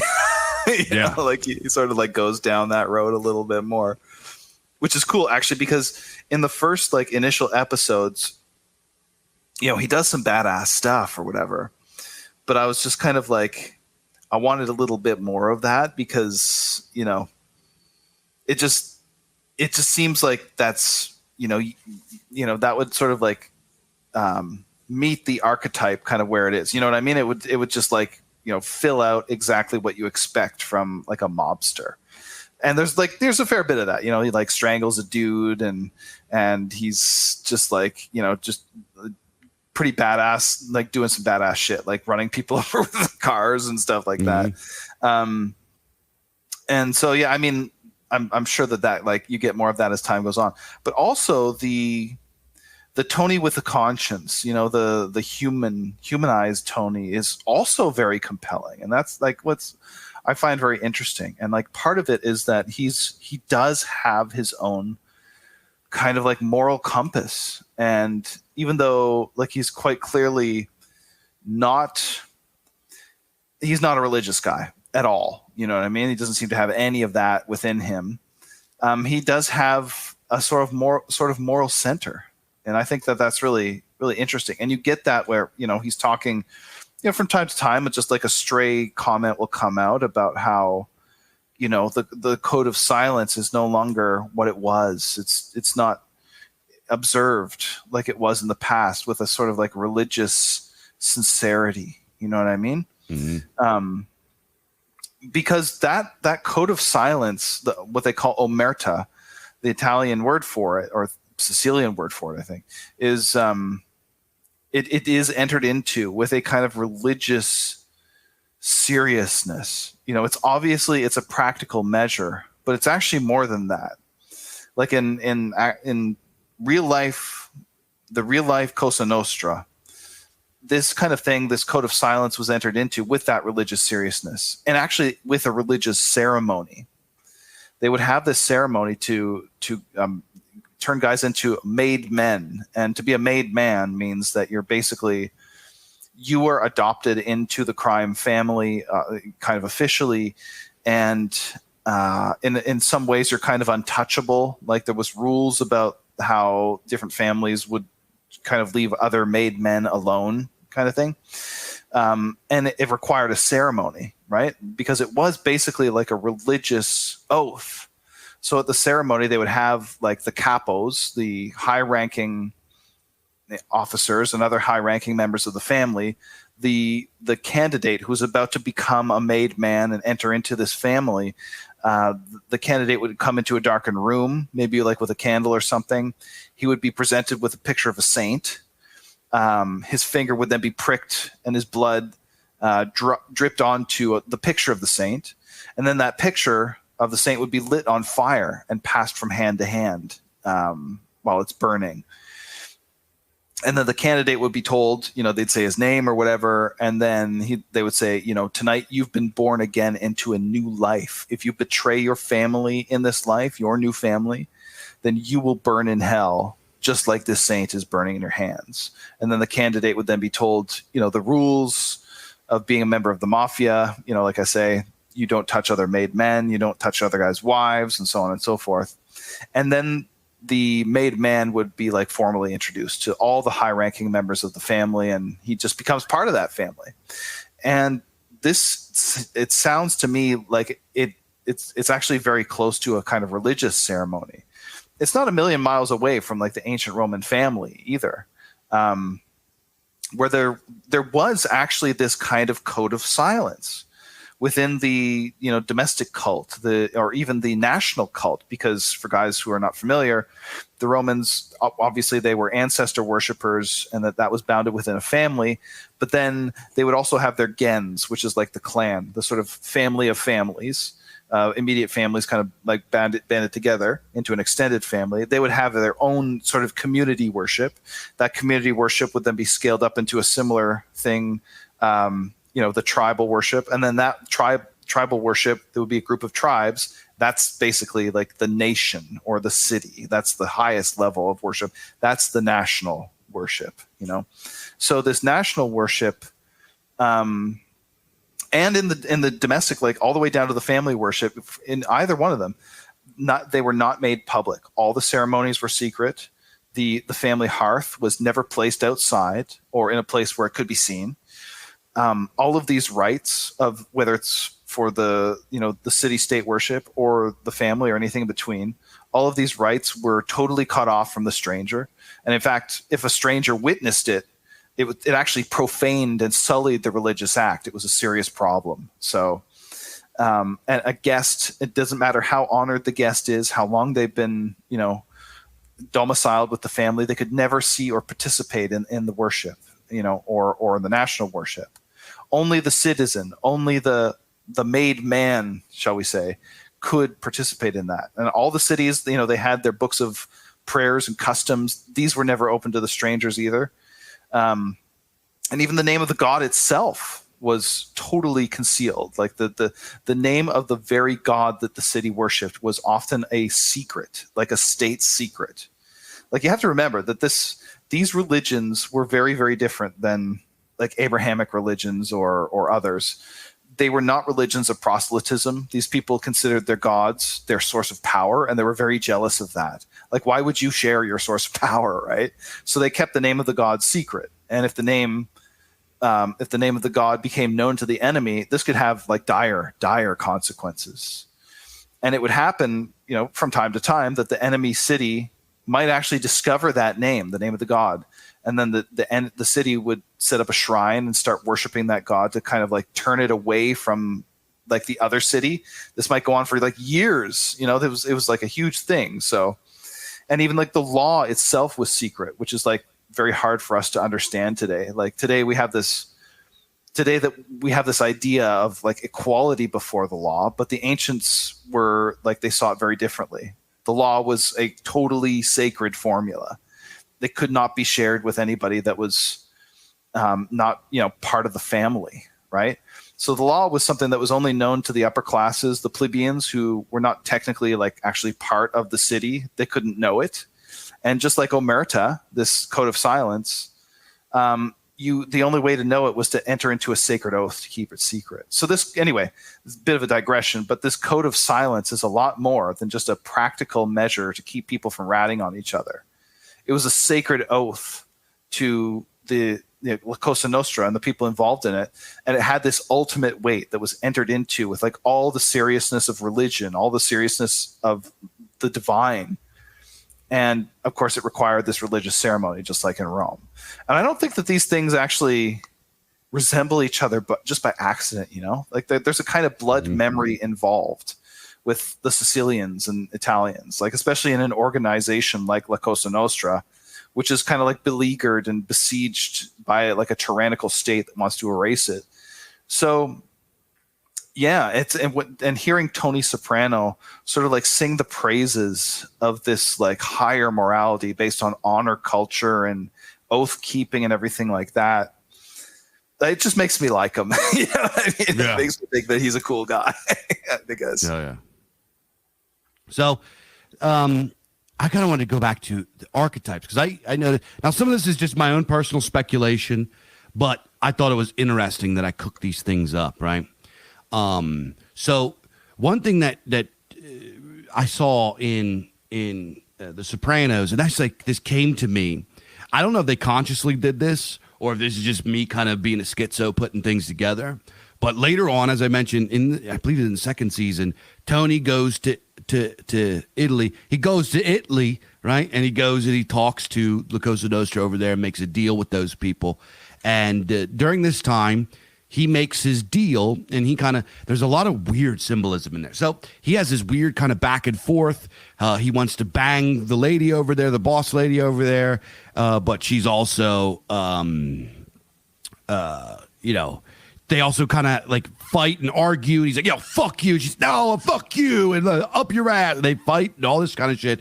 And there's one scene where they finally make a deal, right? And they go sightseeing, and she takes him to one of the caves of the oracles of Delphi that existed in, or not in Delphi, but one of the oracle caves in Italy that was in Rome. And they go into there, and he goes, oh, so this is like the oracles of Delphi. She's like, yeah, except it was over here, and blah, blah, blah. So they go into the cave, and they start talking, and she's like, what, you don't want to do this? You don't want to bang me? And he goes, oh, yeah, I do, but I don't shit where I eat. And he kind of does this, there's this little bit of like a rite of passage or an overcoming or a realization, development in his character at this point, where he kind of he's done with impulsive, Tony. And he's like, now I got to start really thinking business if I want to go forward. Right. And he pretty much says, he turns away this absolutely beautiful Italian woman where he says, no, I don't. He's like, I do want to bang you, but I'm not going to bang you. Let's talk business. And she's like, this is where, in these caves is where, kings and heroes or whatever would come into this cave in secret and consult with the oracle, right? And he goes, oh, yeah, kind of and then there's he's kind of associates her with an oracle. He's like, so what's my thing going on? And she's like, you're your own worst enemy, is kind of her premonition for him. And he's like, Jesus fucking Christ. He's like, you know what? You remind me of somebody back there too. And at this point, I'm like, you think he's talking about Carmela. He's talking about Dr. Melfi. Dr. Melfi is the main oracle in Sopranos. He goes in secret to her office, which looks like a cave because it's all brown and kind of whatever, and speaks with Dr. Melfi, which rhymes with Delphi, where she kind of gives him premonitions. What do you think? That actually is, that thing about the cave is really striking, because I actually think that you're onto something, because in Virgil's Aeneid, which is the national epic of Rome, there's a scene or whatever. There's a book of the Aeneid where Aeneas, his father has died. He died in Troy, goes to the underworld, and he didn't die in Troy, but he rescued him from Troy. Aeneas rescued him from Troy, brings him to the new world, which is Italy, and he dies of old age or something like that. And then Aeneas has to he basically has to get advice from his father about how to proceed or whatever, but he's dead. So he has to go and talk to the Cumaean Sibyl, who is this oracle. It's the equivalent of the oracle at Delphi, but it's in Italy. And in order to go there, in order to actually speak to his father in the underworld, he has to go into this cave, and he has to go into the underworld and pass through all these the line of ancestors going all the way back and speak to his father and then come out. There's a very, very famous line where it says something like, it's easy to go down into the dark and it's easy to go into the underworld, but the real work is getting back out. You know what I mean? I'm getting that totally wrong, but that's the gist of it. So the idea of like going into the cave and speaking to the oracle and then coming back out, having learned something about yourself, having learned something about like your ancestors, having learned something about your destiny and what you need to do, that is coming straight out of Roman history, of Roman myth or whatever. It's, yeah. So I think that there's definitely something to that. And talking about like going into the cave and speaking to the woman prophetess, that's like, yeah, that's exactly, that comes straight out of fucking Roman myth. So that's probably something that is, was intended by the director or by the screenwriter or whatever. Yeah, I think so. And there was a few others that I thought were pretty interesting. For example, Silvio Dante is a hugely important character in The Sopranos, but he's sort of not as well. Right, he's Silvio Dante comes across as he's got very few lines. He's got not a lot going on. With Silvio Dante, for folks who don't know, his name, his stage name in real life is Little Stevie Van Zandt. It's not his real name; that's his stage name. And he's a musician. He played for the E Street Band, which was Bruce Springsteen's band, and like a bunch of other stuff. He's like a really famous local legend in the music scene in South Jersey and North Jersey and stuff. So he was like, he's like a New Jersey music legend. But he's Italian guy. I forget his real name, Borello or something like that. I can't remember his real name. But he's Italian guy. And he actually got the gig, I believe, I remember, just recalling this from memory, that he went on TV to present Bruce Springsteen with like into the Rock and Roll Hall of Fame or some sort of award or something like that. And they saw him on this, and he was like totally Jersey. He was like super Jersey with just how he was, right? And if you go look up pictures of this guy, he doesn't dress like that. He dresses like a 70s rock star in real life. He's got Silvio Dante does not look like Silvio Dante in real life. Stevie Van Zandt is pretty different person in real life. But what was interesting to me is that Silvio Dante, is the beta. And then I don't mean beta like he's a little bitch. He's the essential number two. Who was with the name of Beowulf's number two? Oh, what was it now? Was it not Hrothgar? It was... No, it's on the tip of my tongue. I'll have to look that up. I can't think of it right now. Wolfgar. I think it was Wolfgar. Wolfgar. Was it Wolfgar? I can't remember. But anyway... he's like this character. He doesn't say a lot, but what he says is usually to the boss, and it's usually very poignant and succinct and meaningful to the boss. He is the advisor number two, right? He's like the eternal captain that his loyalty never waves. He like will take a bullet for the boss. He is the loyal number two, and without him, the boss could never be the boss, right? So he's this character throughout all of the stuff. And I had some other ideas too. I can't remember, but one thing that came to mind is, and this I thought this was interesting, is that his stage name in real life, Silvio Dante's stage name in real life, is Van Zandt. Van Zandt, Von Zandt means from Zandt, from that town. Well, Zandt means of the sand, right? Zandt means sand, like past tense, right? Sand, Zandt, or Zand in Germanic language means sand, but it doesn't mean sand is like what you see in the desert. It means the kind of the soil you see in a riverbed, the stable soil that holds together, like that holds up against a moving river, is what that means. It means river sand or river dirt. So it's like this foundation that sits next to a rushing river. So it's like he is of this. He is the number two. He is the stabilizing force next to a rushing river, right? Some of the other characters, that was a real reach, but I thought that just kind of like was interesting, right?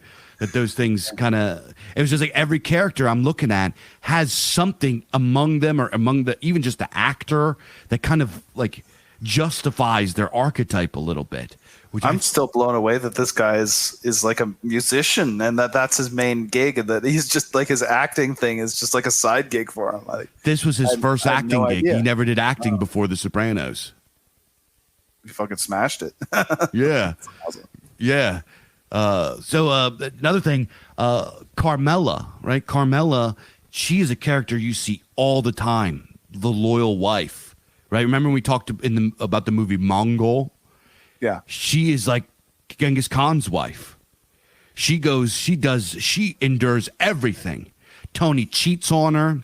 He doesn't really beat her up, but there's times he gets physical with her. He flips out on her. He does like all this shit. There's times that he's about to get arrested. The feds are coming, and this lady, there are times you're like, shut up, Carmela, shut up. And she like acts like a dick, right? She's like, typical, bombastic, fiery Italian lady, right? She's a Jersey wife. Like, remember that? I don't know if you saw this in there. There's a scene where she just like hucks the telephone at him for just saying something, right?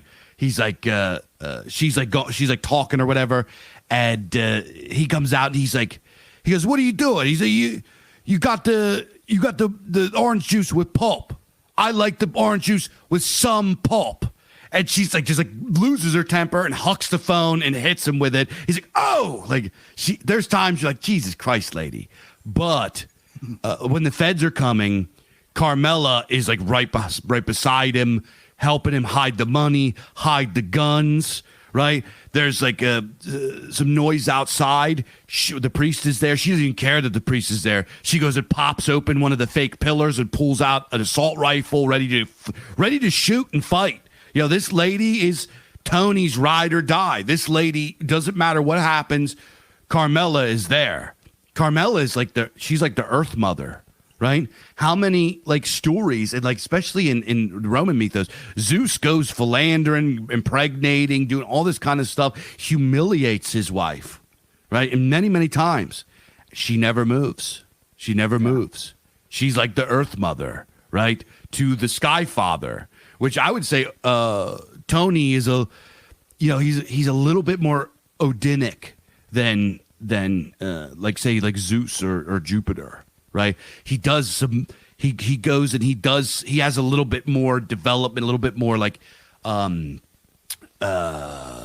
he there's some stuff that he does that I don't want to say darker, or he obviously does darker things, but as far as his Odinic qualities, he's a little bit more willing to like try to find new things and to develop himself and to go through these kinds of rites of passage and go in and like he goes and I don't know.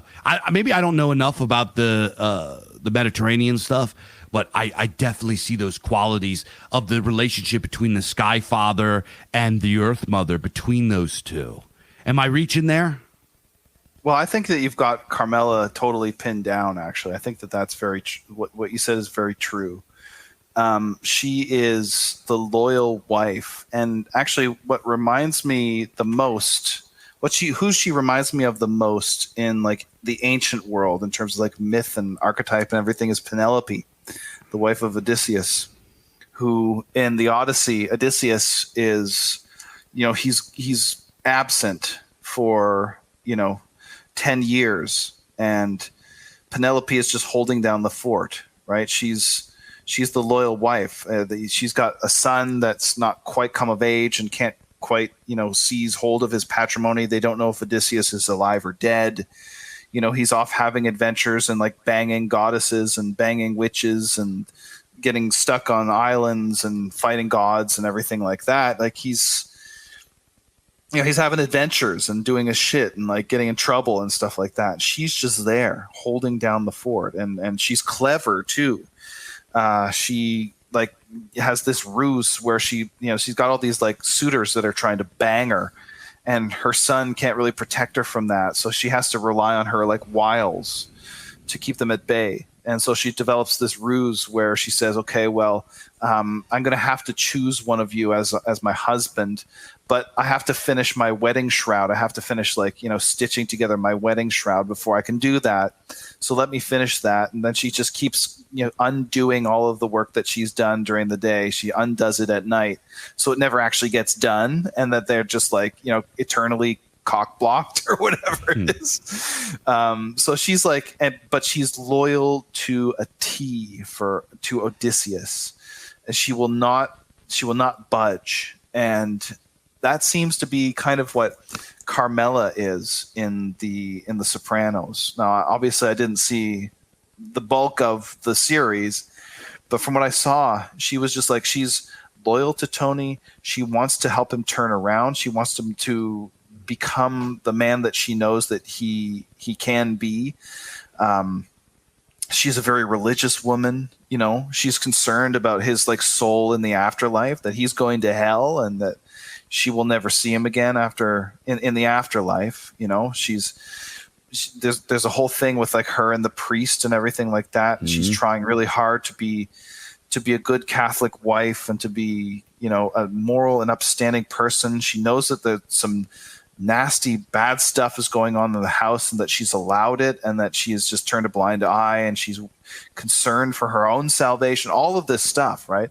She is actually she was the most sympathetic character of all of the characters. And there's some really, really cool ones. I also found the daughter to be very sympathetic. Obviously, the son is just kind of a little shit or whatever it is. And Tony is sympathetic, too. They did a really good job drawing a lot of characters. But Carmela comes – I was always really just I just wanted him to treat her nicely, to treat her better. You know what I mean? I was like, she deserves that. You know what I mean? So they did a really great job with her. I thought she was very, very well drawn. And, yeah, there is there's definitely the sort of rock, the earth mother, the sort of the loyal wife, the Penelope. She really does embody that archetype very strongly. Yeah. And, this is another thing with Sopranos. I mentioned this before, how you get endeared to a character and you're like, okay, they're like this. And then later on they do. You very much get this idea that Carmela wants Tony out of that life. She wants Tony to turn around and to become more Catholic, become a better Catholic and all this kind of stuff. But you know what? You know what else she does? She likes the jewelry. She likes the status. She likes the money. She likes her house. She likes these things. And another thing that she likes is that she's Tony Soprano's wife. There's I believe it's in season 2. She's trying to get her neighbor. She's trying to get her daughter to go to a college that's not Berkeley. Right. Good. Meadows trying to go to Berkeley. She's like, I want to go to Berkeley. And then Tony's like, what? So you could major in pack and fudge? He's like, no, you're going to go somewhere up here. You're going to go somewhere that's nearby. And they have this big argument about it. And Carmela's behind the scenes trying to stop her from going to Berkeley and to go to the college, Georgetown. Right. Well, her neighbor, the Cusimanos, who are the Wonder Bread wops, right? The wife's sister is this big shot lawyer, and she's a prestigious Georgetown alumni. And Carmela goes to Jeannie Cusimano, who is the wife next door, and she says, "Hey, your sister, she's in it, right? Write Meadow a letter of recommendation. You need that nowadays. You can't just, you can't just get in on your stuff now. You got to know somebody." And she's like, "I need your help," or whatever. And Jeannie Cusimano is completely terrified of Carmela, right? Yeah. She's like, "Oh, okay, I'll look at the time. I gotta get." She's totally terrified of Carmela. And Carmela, you see this part. She's talking to her, trying to be nice, like they're friends and neighbors. And then she realizes, this bitch is scared of me. I'm going to use this, right? And she says, she goes, and then the lady talks to her sister, and she's like, no, I'm not writing a letter for those scumbag gangsters. I'm not doing that, blah, blah, blah. And Carmela goes and shows up and brings her a ricotta pie. And she's like, hey, I brought you a ricotta pie. I brought you her high school transcripts. I'd really love if you could write this letter. And she's like, I told you I can't do it. And she's like, actually, you're going to write this letter. And she's like, well, I can't. She's like, no, you're you're going to write it and you're going to enjoy the pie. You're going to read the transcripts and you're going to write the letter. Thank you. And like walks out and the bitch writes the fucking letter. Right? Because it's like, she's like, at this point, she does all this shit. But when it comes down to it, Carmela does like the fact that her last name is Soprano and she can say, you're going to do what I tell you to do. Or else, because you know who my husband is. And this is fucking based, right? I actually, this is like some of what everybody's favorite parts of what when Carmela becomes like fucking gets hard is what like some of her best parts, right? Another part with the characters, and I love this. I absolutely adored this scene, and I adore this little narrative that gets woven in there. So the relationship between Chrissy and Paulie is so cool. Because Paulie he's kind of a knucklehead, but he's an old school guy. He's one of my favorite characters because he's really funny. He's kind of a moron, but he's like old school and he's like pretty savvy. So he keeps himself out of trouble. Nothing really, really bad ever happens to him. He's kind of just like he knows how to walk the line and keep things in order. He's really like he's obsessive compulsive and he like has all these quirks and weird stuff. He's really superstitious and all this kind of shit. There's Mike. I hope you get to it in this in the show.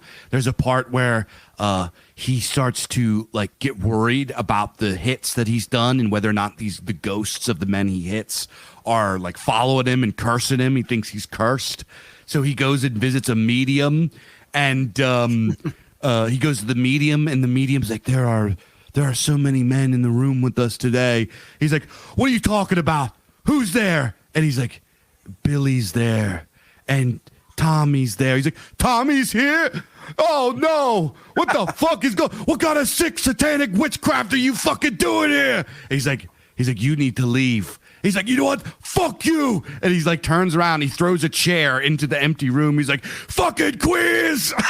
So it's like, it's hilarious. The character is hilarious. But his relationship with Chrissy is like really, really cool because Paulie is like his mentor.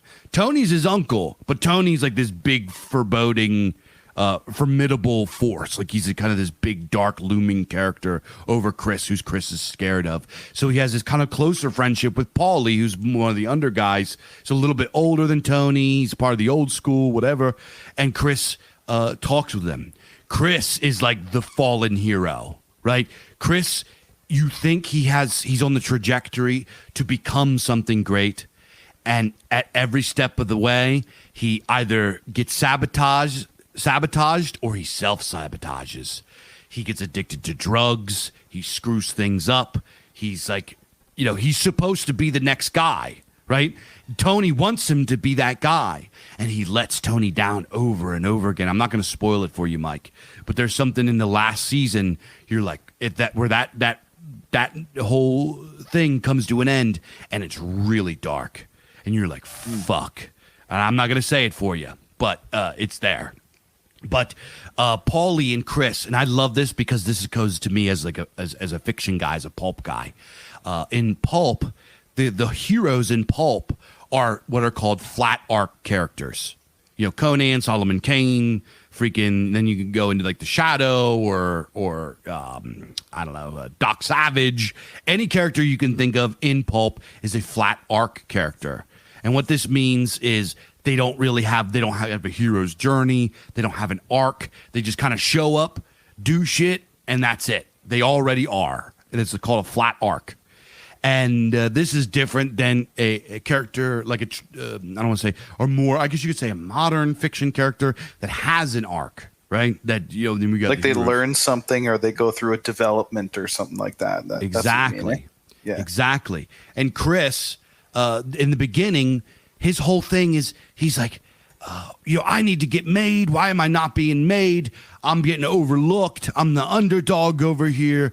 Fucking, I don't know my purpose in life and I can't figure it out, blah, blah, blah. And there's a scene where he gets really depressed, right? He wants to be a screenwriter, but he's an idiot and he's uneducated and he can't write. He sucks at it.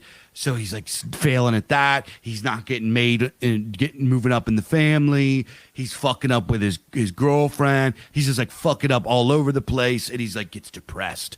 And there's this scene where Paulie comes to visit him, and he's like, yo, what are you doing here? This place is a fucking pigsty. Like, what's the matter with you, dude? And he's like, fucking, I'm doing this research on these characters and writing movies, man. These characters, they have arcs. And he like names these characters. See, he had an arc. He's an arc. He's an arc. He's like, where's my arc, Paulie? And Paulie's like, what the fuck? What do you need an arc for? He's like, I got no arc. He's like, I fucking was born. I did a few years in the service, did a few more in the can, and now here I am, half a fucking wise guy. What do I need an arc for? And this was such a brilliant exchange because Paulie is a flat arc character and Christopher is about to hit his arc, but his arc isn't what he envisioned it to be. It's his arc becomes a tragedy. So this was like really kind of, I don't know. I just adored that. I just wanted to point that out. I love that the character that has an arc, the tragic character that's about to have the arc, admits to the flat arc character that he has no arc. And he's like, what do you need an arc for? And he's like, it foreshadows his coming arc that he didn't want. It's like a really cool, it's almost like this very contemporary, I was going to say it sounds postmodern, doesn't it? It's a little bit aware of itself, right? It's very postmodern. It's like a dilemma between the two types of characters talking to one another because in modern fiction the flat arc character is considered to be dated and sucks and like that ain't it and blah blah, and the real character is the arc character. So it's like this is like a postmodern like dilemma commentary between the two, where the arc character's like fucking, whatever, and then the flat arc character's like, why do you need all that? Blah blah blah. It's fucking wonderful. I love it. It's like a complete meta critique dilemma thing. Very postmodern, but it's dope. Yeah, it's interesting because it's like we were saying before, so many of the characters and just like the way that the medium is, what it sort of allows and what it demands of its characters is it really just does demand those arcs, right? Like Tony has a development, Carmela has a development, even just over the course of a series of episodes that I watched, and from what I understand about where the series goes eventually, there's a development arc of the daughter and like the relationship with Tony and his daughter and everything like that. But there's also these characters in there that are kind of static and they just are what they are and everything. And you're right, Dave. It's it is considered to be kind of like dated and stupid or whatever to have these like flat characters. But like really, those flat characters are just, they're perennial and eternal characters. They really are they're mythic. Like, like Paulie himself may not have like a mythic like stature or like grandiose kind of standing or whatever, but like that's what a mythic character looks like. And it is what like actually separates something like, Greek tragedy from Greek myth, where the Greek tragedy it always takes a character on a journey from A to B, always, because it's tragedy. It takes them, on a journey towards a sad and sorry or tragic end, or some cases it's still a noble end. But it's you kind of like, it's interesting that you get these characters sort of like one alongside the other in The Sopranos. I think that's great, actually. I really like that because you can kind of like, I don't know, those two characters are kind of like just doing different things, and I think that's interesting that they have them together. Oh yeah. So man, we're coming up on 2 hours here, but we could talk 2 hours just about the characters and their development and kind of just all this kind of stuff. Is there before we go too long, did you have anything else in the notes that you wanted to bring up that was different than what we've already talked about? Well, it's sort of like my overall impression that I get, and I got this when I was watching The Godfather, and I get this when I'm watching Scarface or any of these like mafioso movies, I just love the ethnic character of it. I just love the fact that it's something that stands outside of anything that my background has anything to do with. It's got that flavor to it. And it really, although I don't know if the characters themselves are Sicilian or, that's their background or whatever. They are Italian and they have that sort of general background or whatever. There is a peculiarity to it. And I appreciated from what I saw of The Sopranos, the lament of the loss of that peculiarity, that ethnic specificity,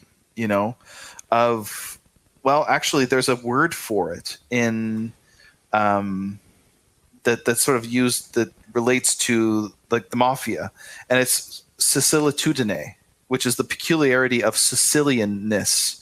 And this is something that's been remarked upon for a long time, from hundreds of years ago or whatever, that there was a Sicilian prime minister of Italy in the 19-teens by the name of Vittorio Emanuele Orlando. And he was a prime minister that said of himself that, if the mafia is understood to be a sense of honor, an extreme sense of honor, a rejection of the abuse of power, a nobility of spirit that stands up to the powerful and that tries to protect the weak, a kind of Robin Hood sort of thing going on.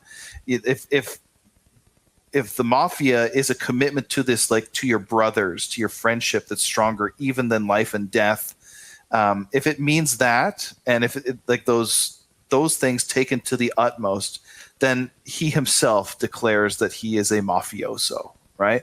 Which was quite interesting coming from a prime minister, right? Somebody that's so powerful and officially involved in the official government, because of course the mafia was really one of those intermediaries that was kind of standing outside the government. It was often thought, and sort of has only now recently in recent decades been deconstructed by academia deconstructing everything. It was thought that the mafia is sort of an archetypal trait of Sicilian culture. It's a peculiarly Sicilian way of being, the Sicilitudine, as they call it.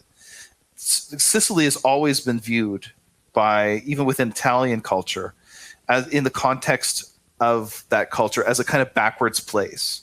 It's kind of the last refuge of anti-modernity in Italy. And it makes sense because Sicily itself, it makes a great place for localism to take root, right? Because of its insularity. Literally, insular means insula means island in Latin. It's an island.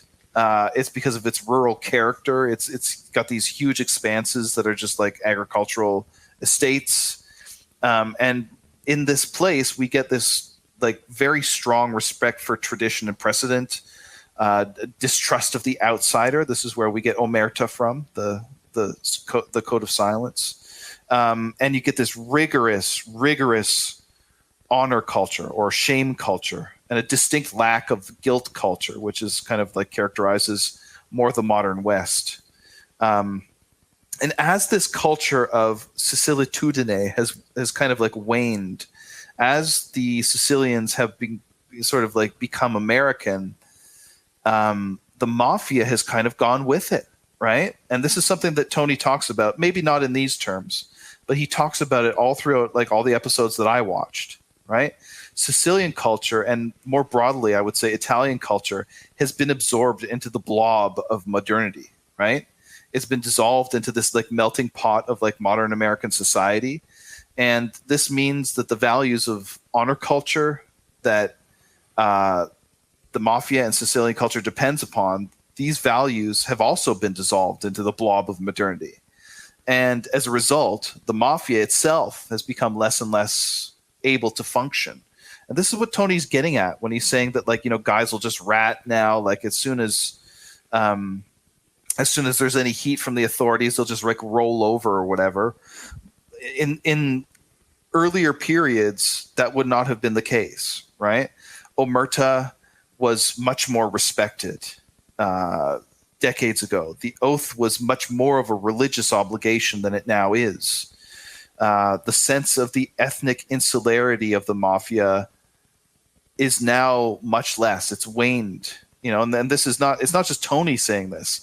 Real like guys like ex-mobsters will talk about this and they'll say exactly the same thing.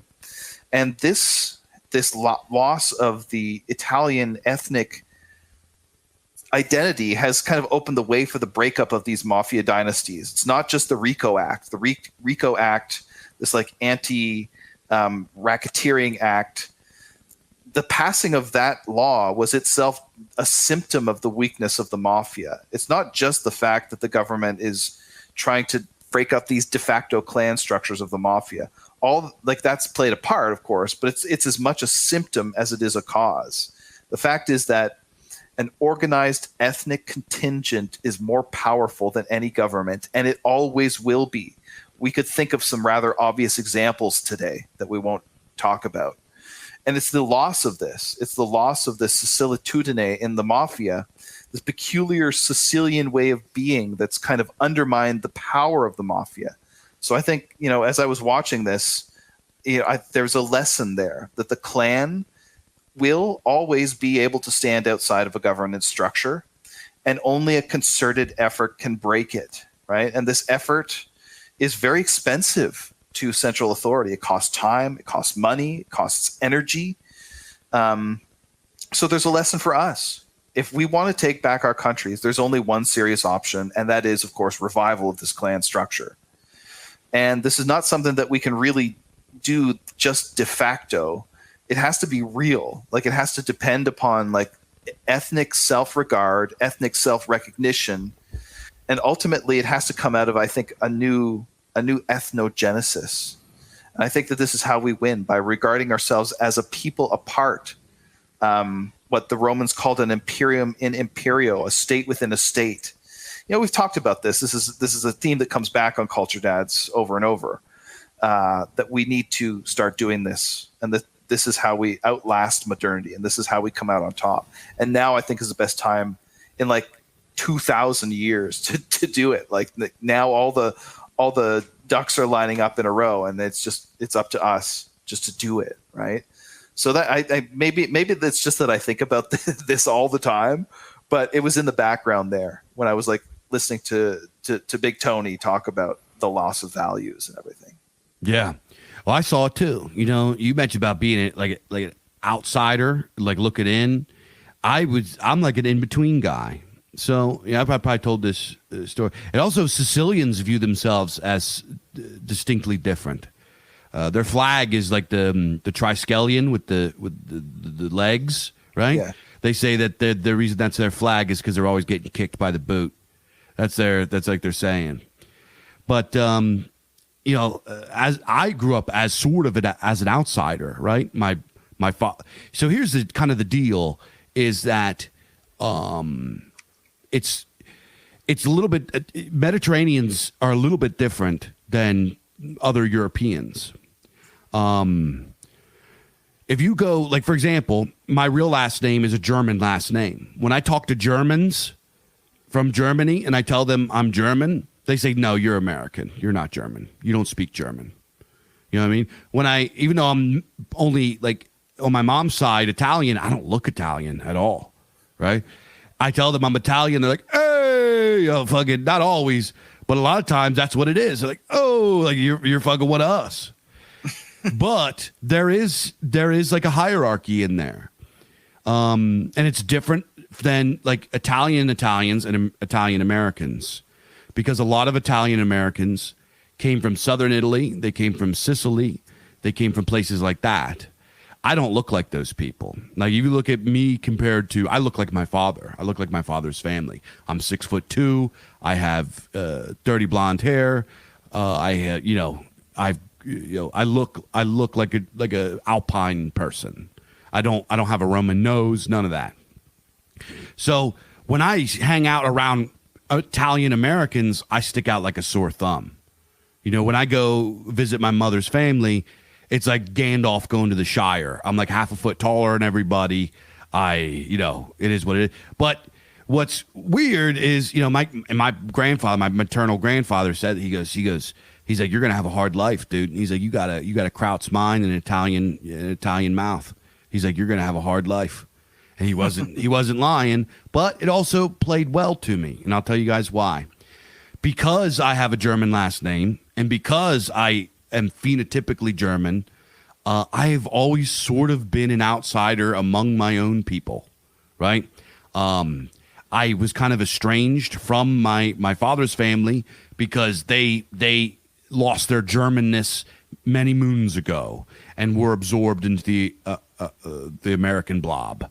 And they didn't really have much Germanness outside of some food that they made, and they didn't really have any Germanness left in them. They were very just kind of very straight-laced Protestant American. They got absorbed into the blob.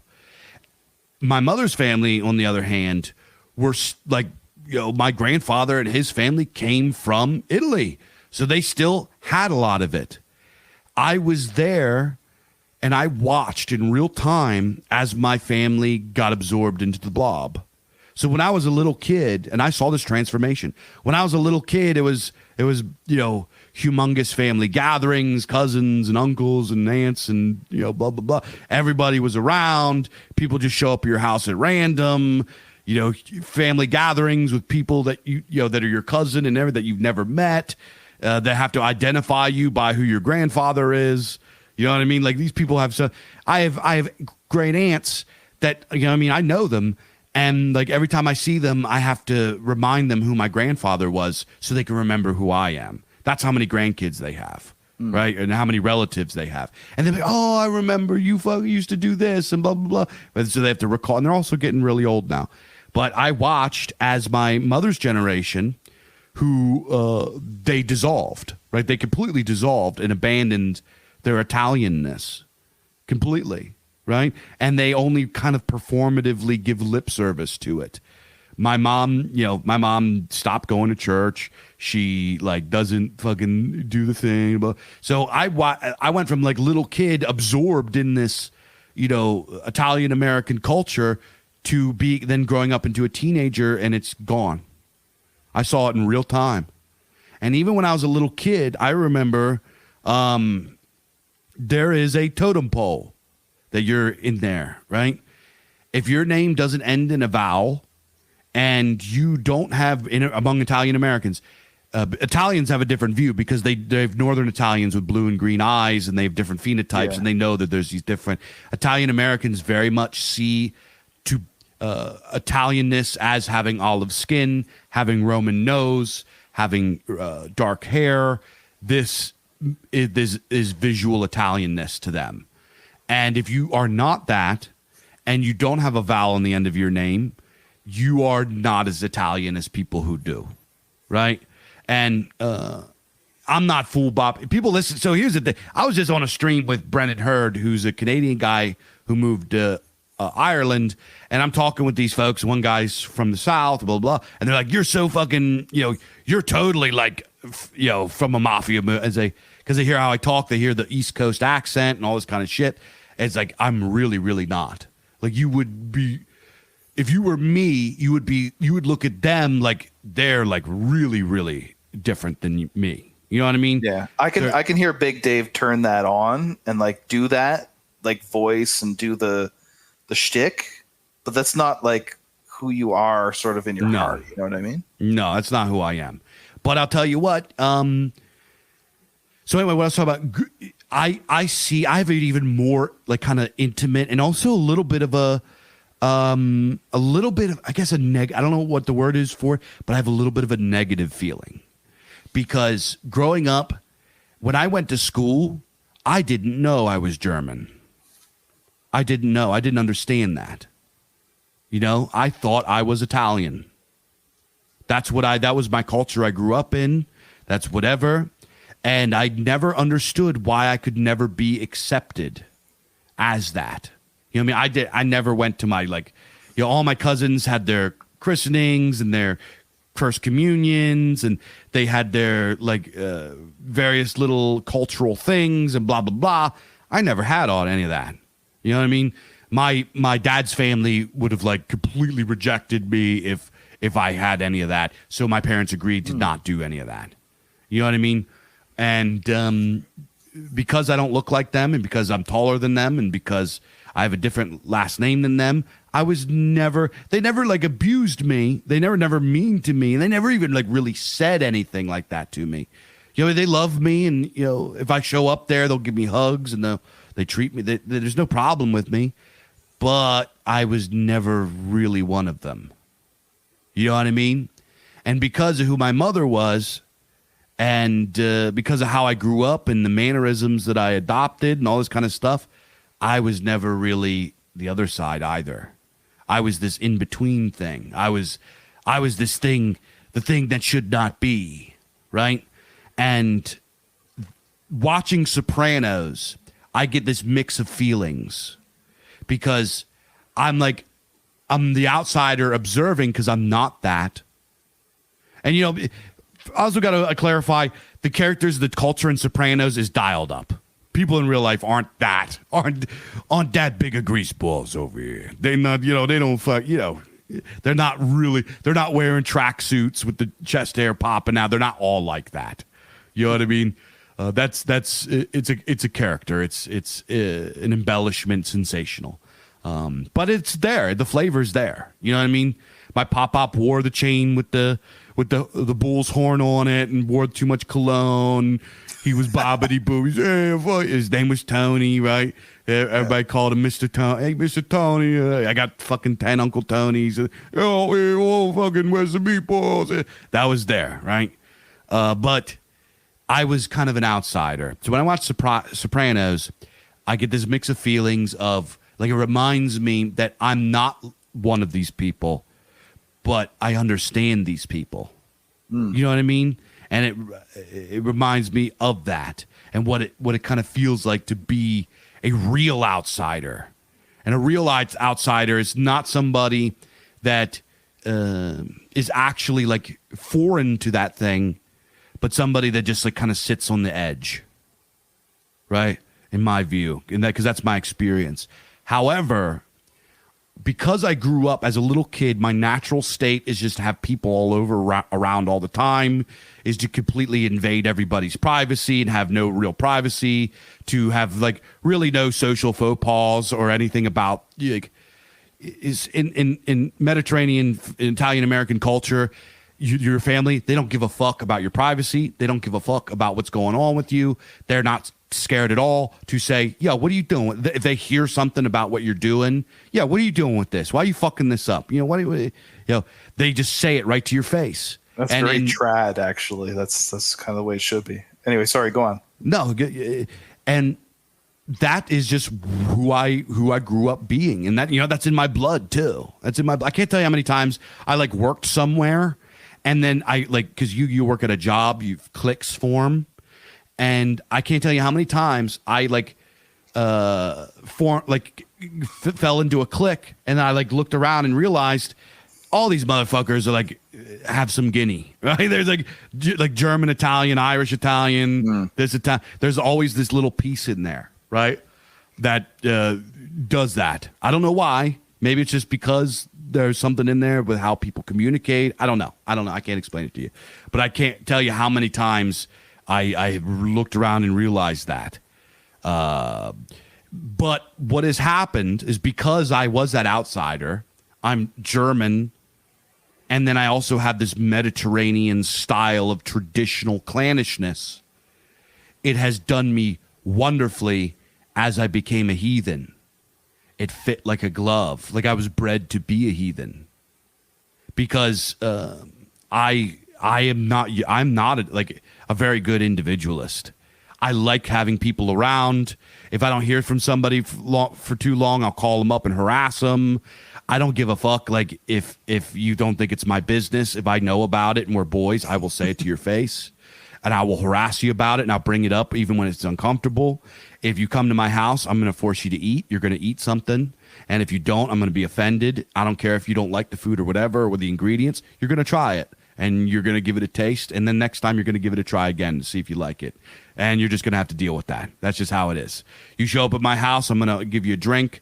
It's just like the way that it is. And it's thrusted upon you and you don't have a choice. But that clannishness is not uniquely Italian. That clannishness is something I've probably told this story a million times, talked about this talking point a million times, but it's a very important aspect of my identity and what has led me where I am. And it has been very, very good and has rubbed off in my local community in some ways. And I think that it is so important for people of Germanic descent to adopt that. Not because it's Italian, because it's not uniquely Italian. It just got froze into the permafrost of Italian culture. This is Indo-European culture that Germans once had, that everybody once had. And it is important for us to embrace this in order to shed the poison of modernity and liberalism and individualism and capitalism, all this crap, that the American blob, to kind of pool ourselves and emerge from the sticky subsuming slime that is Americanism, right? Modern Americanism, and go back to being clannish, to be folkish. That is what we need to bring back. And it's not like, and I've like explained this many, many times to guys that do this. And I'll tell you what, here on the East Coast, there are so many people. The main three ethnic groups here are German, Irish, Italian, right? Just about everybody you meet has one or more of those ethnicities, and they're usually mixed together some way. You go to an East Coast heathen event, you're going to find tons of people that are wops, right? You find wops everywhere, but they're usually like, mixed up, right? Leader of the Ermine folk, who I vibe with. I love the guy. Mike Saginario, right? Like Mike, his whole crew, Ermine folk, all these guys got a little bit of that in there. And because of that, they are so close knit. It's just like native to them to be that, to be clannish and to be like together and have that togetherness. Same thing in my kindred too. Half the motherfuckers in my kindred have that admixture. We have German last names. We eat pork and sauerkraut and all this kind of shit.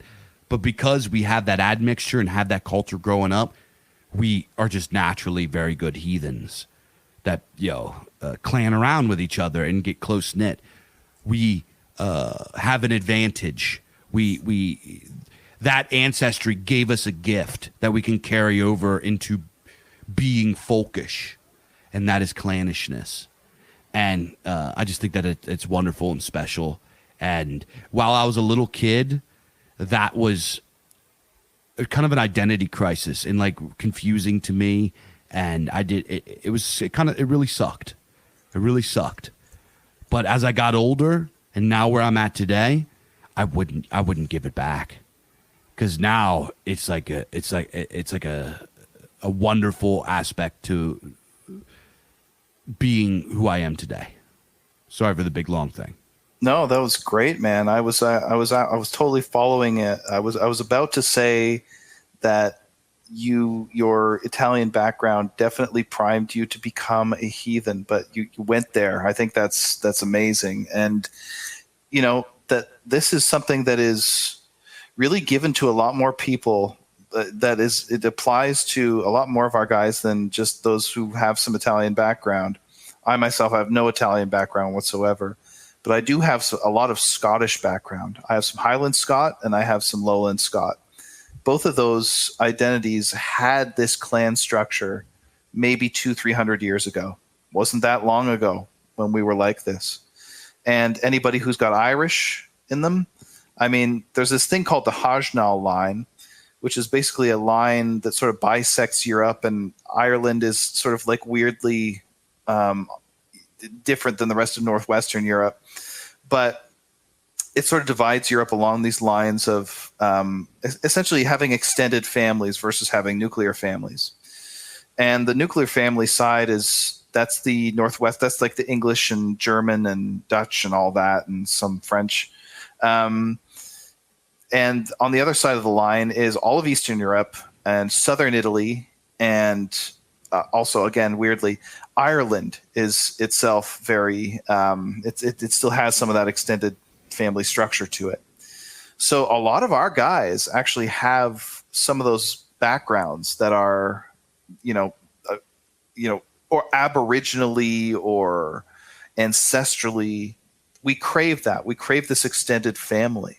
I know I do, and I did. And it's, I think that this is something that's kind of like latent in us as Indo-Europeans, because a lot of the times, like, we think of traditional, like what's traditional as like whatever we had like a couple hundred years ago, then like that we retroject that onto the deep past. I know this is a big problem in our thing where we kind of think of the Indo-Europeans. There's a big, contingent of guys in our scene that think that the Indo-Europeans were like proto individualists and everything, which is total nonsense. I mean, it's obviously a little bit of thought will dispel that. But in any case, the nuclear family is something fairly new. It came in just like half a millennium ago, and it's something that is deeply,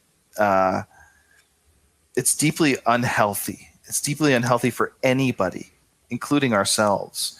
And part of the work, it's easy to go down into the depths, but part of the real work is coming out.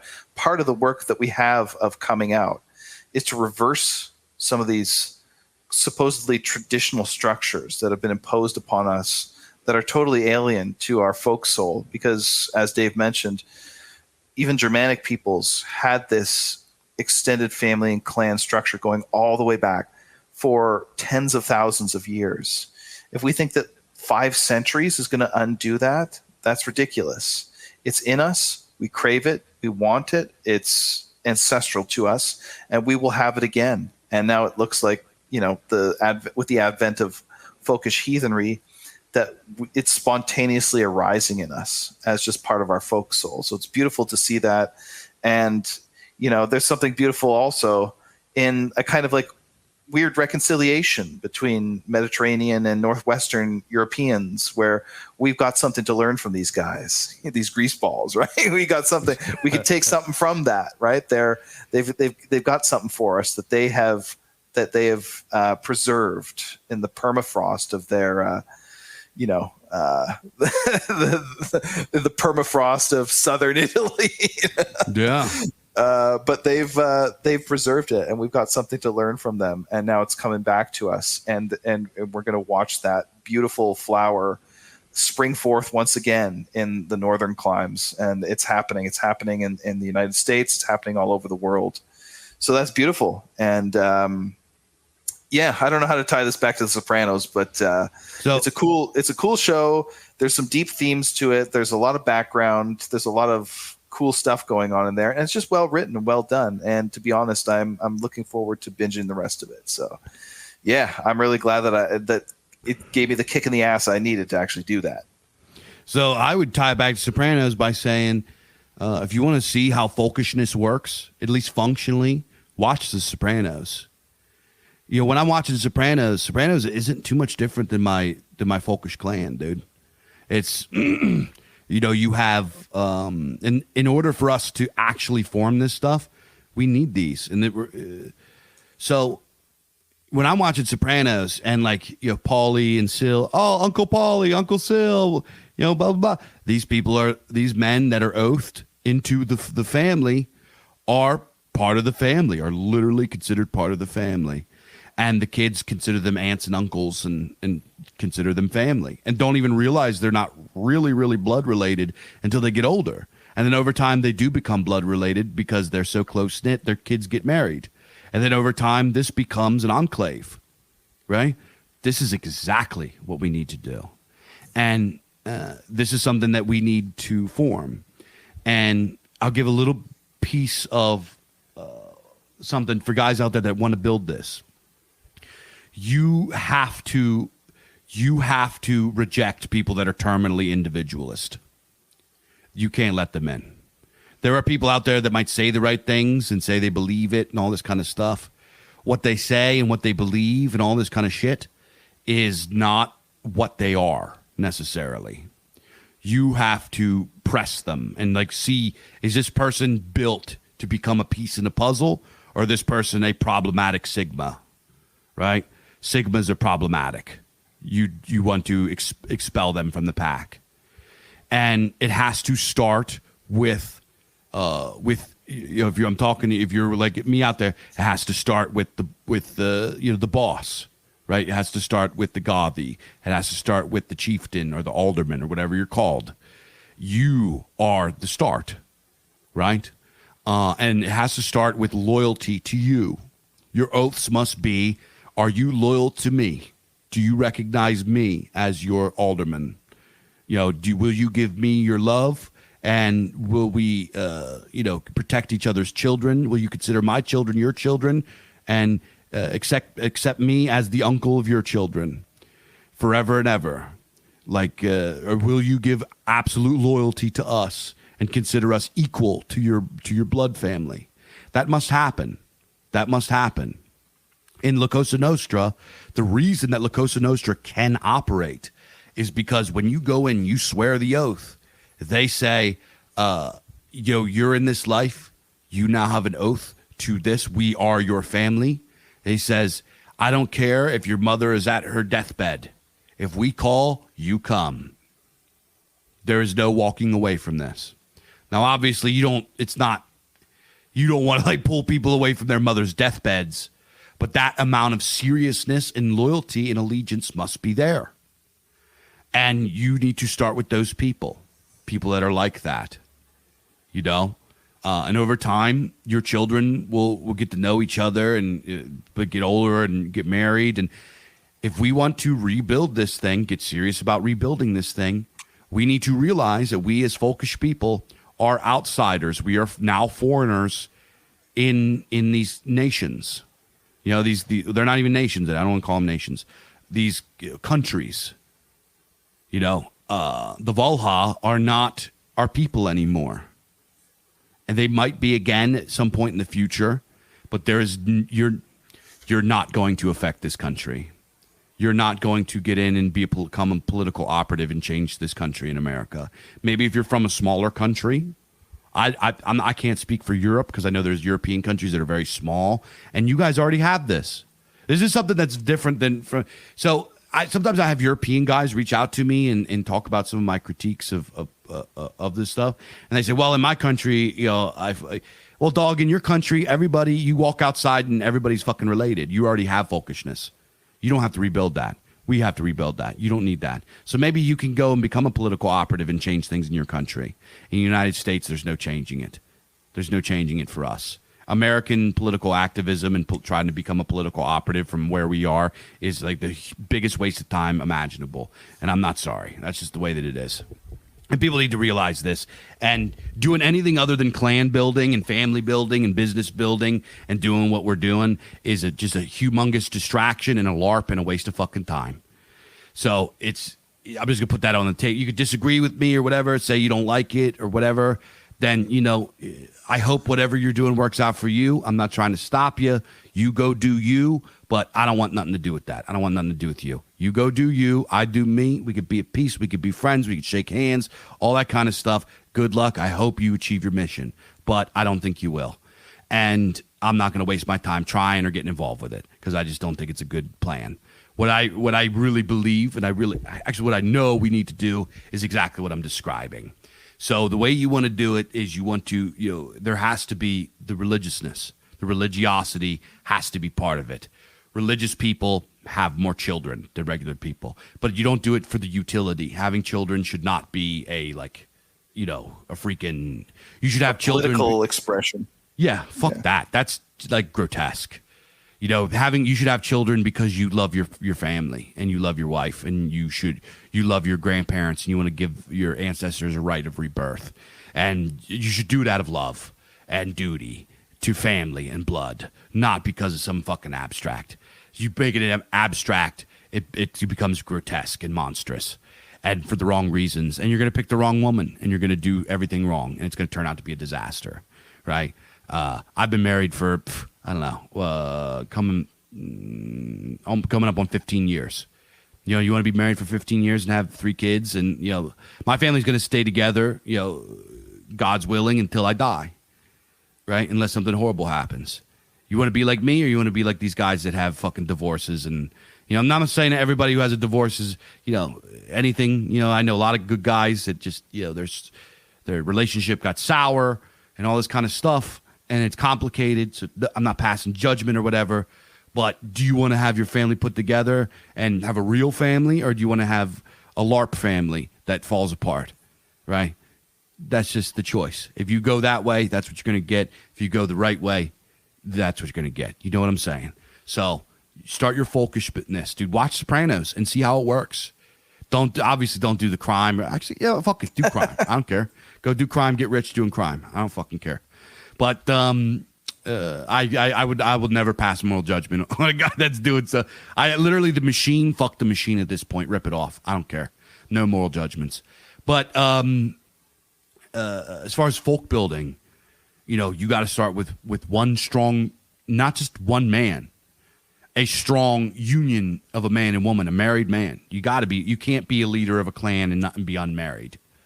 It just ain't. It don't work. You have to have a family. People instinctively know that they are not to trust single men, right? Unless you're in the military, or you're doing, like, you're out in the field, or you're doing something that's not community building. If you got a shooting club or a hunting group or a freaking, you know, whatever. If you're doing something else, fine. Community building, you got to have a wife. You have a wife, you got to show that you are a paternal figure. And you have to demand loyalty from these people. And you guys have to take it seriously. Not because it's politically expedient, or because it is has some sort of utility in the world, which it does, but those things are byproducts. You are to do this because it is the will of the gods. It is the will of your ancestors. It is a command from your fathers. And if you want to see how it works, you watch Sopranos.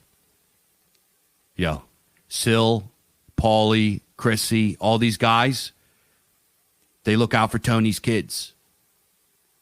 Their families are all one family. They swear an oath. It's on religious basis, and they view themselves as separate from society, and they compete, and they effectively go to war against society by making money and trying to build businesses and enrich themselves so that they may have power in a society that is hostile to them.